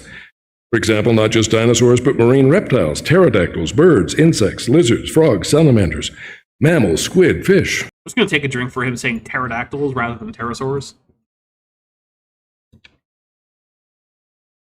You want to be taken seriously in paleontology, don't say pterodactyls, say pterosaurs. Lieutenant Professor Savage Cobra for $2 says, the contents of certain skulls, however, yeah, certain of those skulls are in fact quite empty. And even in the lowest layers. Although also, I will say, pterodactyloids is a valid descriptor. Oh, yeah, sure. But that's also not what he said. True, but also, so I'm trying to look up this Beisch Dino Digs place. Mm-hmm. Different places online are giving me different locations. Weird. Yeah, one of the locations is actually, it's kind of in the valley that I found. And is not in a state park, so... I mean, I'm pretty sure it's... Probably more likely? I'm pretty sure it's private property. Beisch's Dino Digs, because if I remember correctly, it's owned by someone who charges mostly creationist groups to come do fossil dig on their private property. Yeah. Because in the United States, unlike most places, any fossils on land that you own are owned by you. If people want to excavate them and take them away, they need your permission, and if you want to charge them for that, you're well within your rights to do. Now, private fossil ownership isn't the greatest for paleontology, but I mean, I'm also not going to sit here and say I'm going to be the one to change the U.S. law on mineral rights. Yeah, it's a complicated issue, and just everyone's going to have an opinion on it. Older fossils, much older than the dinosaurs, supposedly. Chitin, which is a polysaccharide, was detected in a... So, not a protein. Got it. Sea scorpion fossil dated at 417 million years, in a sponge dated at 505 million years, and in beard worms dated at 551 million years of age. The alleged half-billion-year-old beard worms not only retain chitin, but still contain protein mixed with soft, flexible material. Kevin Anderson, Echoes of the Jurassic, 2nd edition, page 24, 2017. Here's the problem with that citation. Kevin Anderson, I'm pretty confident, isn't the one who found any of those things. The proper way to cite this would be to actually find the papers that reported this and cite that. And I suspect that the reason that he's not is that they probably don't support his points. Now, it could just be that he's incompetent, right? Like, that's always a possibility. But here's the thing. If you want me to take your claim seriously, and it's a scientific claim, you need to tell me where the claim was originally made. And I'm pretty darn sure that if the original claim was actually made in Kevin Anderson's Echoes of the Jurassic, then it's a made-up claim. Because if Kevin Anderson actually found these things, he could have published on them. Did he? Did anyone? I don't know. Because all we have is Kevin Anderson, Echoes of the Jurassic, 2nd edition, page 24, 2017, which is not a valid citation for this claim. All that means is that in 2017, in this book on page 24, that's what Kevin Anderson said. Great. I don't care. Kevin Anderson is not an authority who can be cited on his own as if everything he says is the gospel truth. Get better citations. Now, to be fair, at least he's giving a citation. I could probably track down Echoes of the Jurassic, and it might have citations in it. But dude, I shouldn't have to do that work for you. Stop citing secondary creationist books that aren't even peer-reviewed according to the laughable standards of creationists. Like, you're not even citing the Answers Research Journal. Like, come on, dude. Also, why isn't Kevin Anderson here giving this talk? If all you're going to do is just pull out of Kevin Anderson's book, have him. It's probably more expensive. And also, I will say, like, us possibly finding some chitin doesn't surprise me too much, considering that chitin is absurdly durable. Yeah. It's like dentin or enamel. Well, we mentioned... Which, I mean, we have original dentin and enamel, and it doesn't really raise any eyebrows because it's so tough. We actually mentioned the other day the fact that you basically can't overcook a mushroom because the cell walls are made of chitin. Basically, you either cook it and then it will just stay cooking at that same level of cooked until it burns. Until you char it and actually burn it into charcoal. Mushrooms don't overcook, specifically because a large part of their mass is chitin. Chitin is an absurdly durable chemical. Is chitin in mushrooms and chitin in arthropods, is it the same material? Mm-hmm.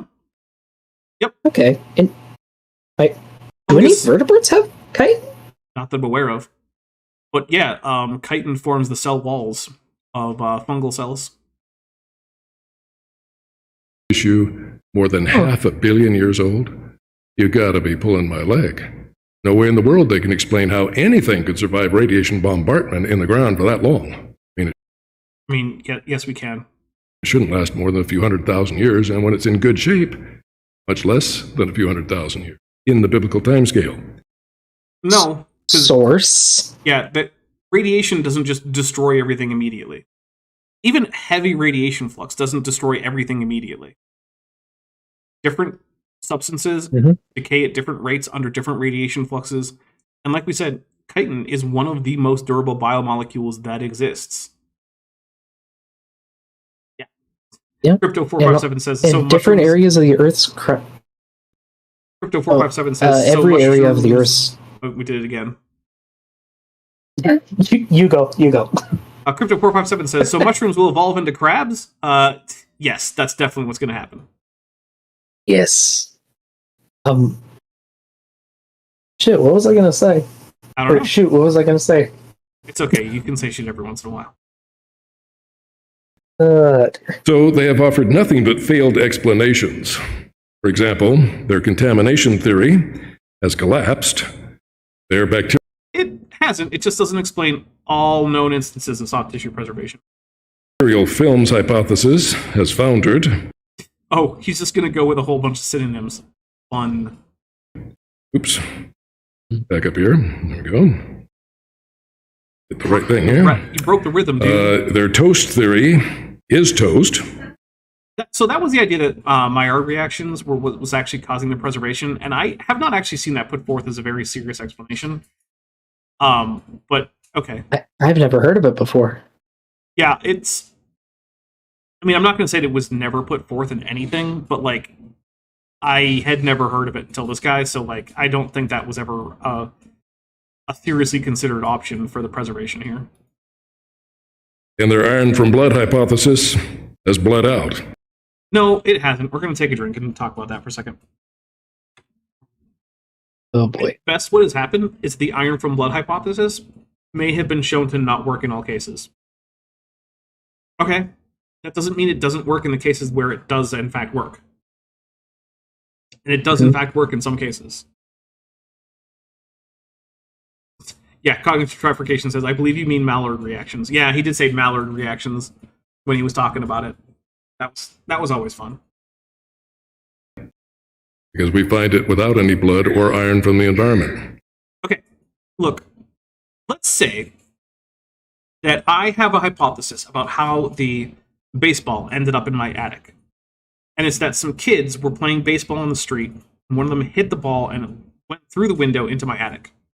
My reasons for this are that I have shattered glass in my attic, and that I know that kids frequently play baseball outside because I see them do it all the time. What do you think, Doc? Does that seem like a reasonable hypothesis? I mean, I think the people that built your house just built it with a broken window and left a baseball there to confuse you. Yeah, maybe. But at least my explanation is consistent with the available data, right? It's not contradicted by the available data. Okay. Well, then how do I explain that there are other baseballs in sports stores that are unassociated with shattered glass and kids playing baseball? I guess my hypothesis is as to how the baseball got into my attic just doesn't make sense anymore, because other baseballs exist that can't be explained that way. Nope. That's not how that works. If iron in the blood can explain some instances of preserved soft tissue, it can still explain those, even if you find other soft tissue that it can't explain. All that means is, well, you might need a different preservation mechanism for those soft tissues. Like, this is just a basic logic thing. Now, one of the worst things, Like this, in conclusion, like this candy bar costs $1 at this store, but it costs $1.25 at the other store. It can't be both. It can only have one price. It's the only option. Bitcourse, who's been a member for 15 months, says AIG is a bag of members. With an AIG is a bag of dicks. We'll take a drink. All right, everybody. Since he's going to get into a whole new topic, I'm going to save that for next week. We're going to come back and talk about carbon-14 dating of dinosaur fossils, because that's totally a thing you can just do. It'll be fine. There definitely won't be any kind of misunderstanding of the most fundamental aspects of how radiometric dating works or how testing apparatus works. Yeah, not at all. It's going to be a headache. Mm-hmm. But hey, that's for next week. As for this week, Doc, you got anything coming up that you want people to know about? And while you do that, I'm going to mute and make sure that I add your name to the description of the video. Oh, thank you. Let's see. Coming up this week, I'm going to be preparing for a new series on my channel. I'm hoping it goes well. We'll have to see how the first recording session goes, and then I got to edit it. Other than that, I still have a fundraiser going for fieldwork this summer. If anyone wants to help me out with that, there are links on my community page. So yeah, gonna be doing field work in Wyoming. Should be pretty fun. Nice. And anything left over gets donated to a local museum fund. Okay. That's pretty cool. All right, so Thank you. we have a super chat, $1.99 from Rosina Cold Bones Keller, who says, "How long does it take for iron 56 to decay?" I don't know that I've ever looked into that. Yeah, I don't know. It has not occurred to me. Let's see, FE56 half-life. Looks like it's stable. Stable. Supposedly, yeah. 55 has a half-life of 2.73 years. I mean, there's that. Cool. All right, let's take a look at what's coming up. There's on the one. channel. Oh, sorry. So on Tuesday, Matt with Maddie 28, dumb as a rock. Because that's a good description of Matt Nyler, Raw Matt. So that'll be at 6 p.m. Pacific, 9 p.m. Eastern. Then on Tuesday at noon Pacific, 3 p.m. Eastern, Jesus of Nazareth, Jesus of Nazareth, Mythicism or Historicism. That is going to be a mirror of a live stream that I did with Dr. Kip Davis about that very topic. Dr. Kip Davis, as you might know, is a biblical scholar who specializes on Dead Sea Scrolls, which means he's going a little bit out of his wheelhouse for this. But then again, we're talking primarily about mythicism, which is only promoted by people who are far outside their wheelhouse. So, seems fair. Then on Saturday, my plan is to do more of this, to start out with the carbon-14 dating of dinosaur bones from Dr. Thomas Kindle. I do not have it scheduled or named yet, or a thumbnail, but that is the plan. And then, yeah, that's looking a 1 week out. Because we went long today, I do not plan on doing any Power Rangers in the Discord. So, sorry if you were looking forward to that, but that just is how it is. Also, Noramda puts, who's been a member for 7 months and is at the Tetchpod level, says, I need to buy a wheelhouse for the puns. But again, thank you so much, everybody. You guys have been great. It's been a lot of fun streaming with you guys. Also, make sure that you go check out Doc Dino's channel. It is linked in the description to this video. If you don't, I will know. I will be able to sense it, and I will come and I will eat your pets because I'm a giant Ceratosaurus and I get hungry. So there you go. Yeah, go subscribe to Dr. Dino, or your kitties and puppies get it. I get fed for free. That's not true. I'm not going to actually do that. Just gonna ask us. But do go check out Doc Dino. With that, everybody, stay safe out there. Have a wonderful rest of your weekend, and I hope to see all of you on. We got 20. Sorry, we had a last-minute super chat. Yeah, Roasting a Cold Bone Keller says hugs with a hug emoji. Yes, hugs to you too. All right, bye, everybody. Hey, before you leave, I just want to take a second to thank my patrons and channel members, especially those pledging $20 or above. Benthoven, Philravara, Tapioca Weasel, Whispers, Eleron Teller, Horseflesh, Ian Chen, Kelvin Brostek Van Manen, Landon Noel, Mabdy Babdy, Sphincter of Doom, Wallace, John Ackerman, Eta V, and Strawberry Vein.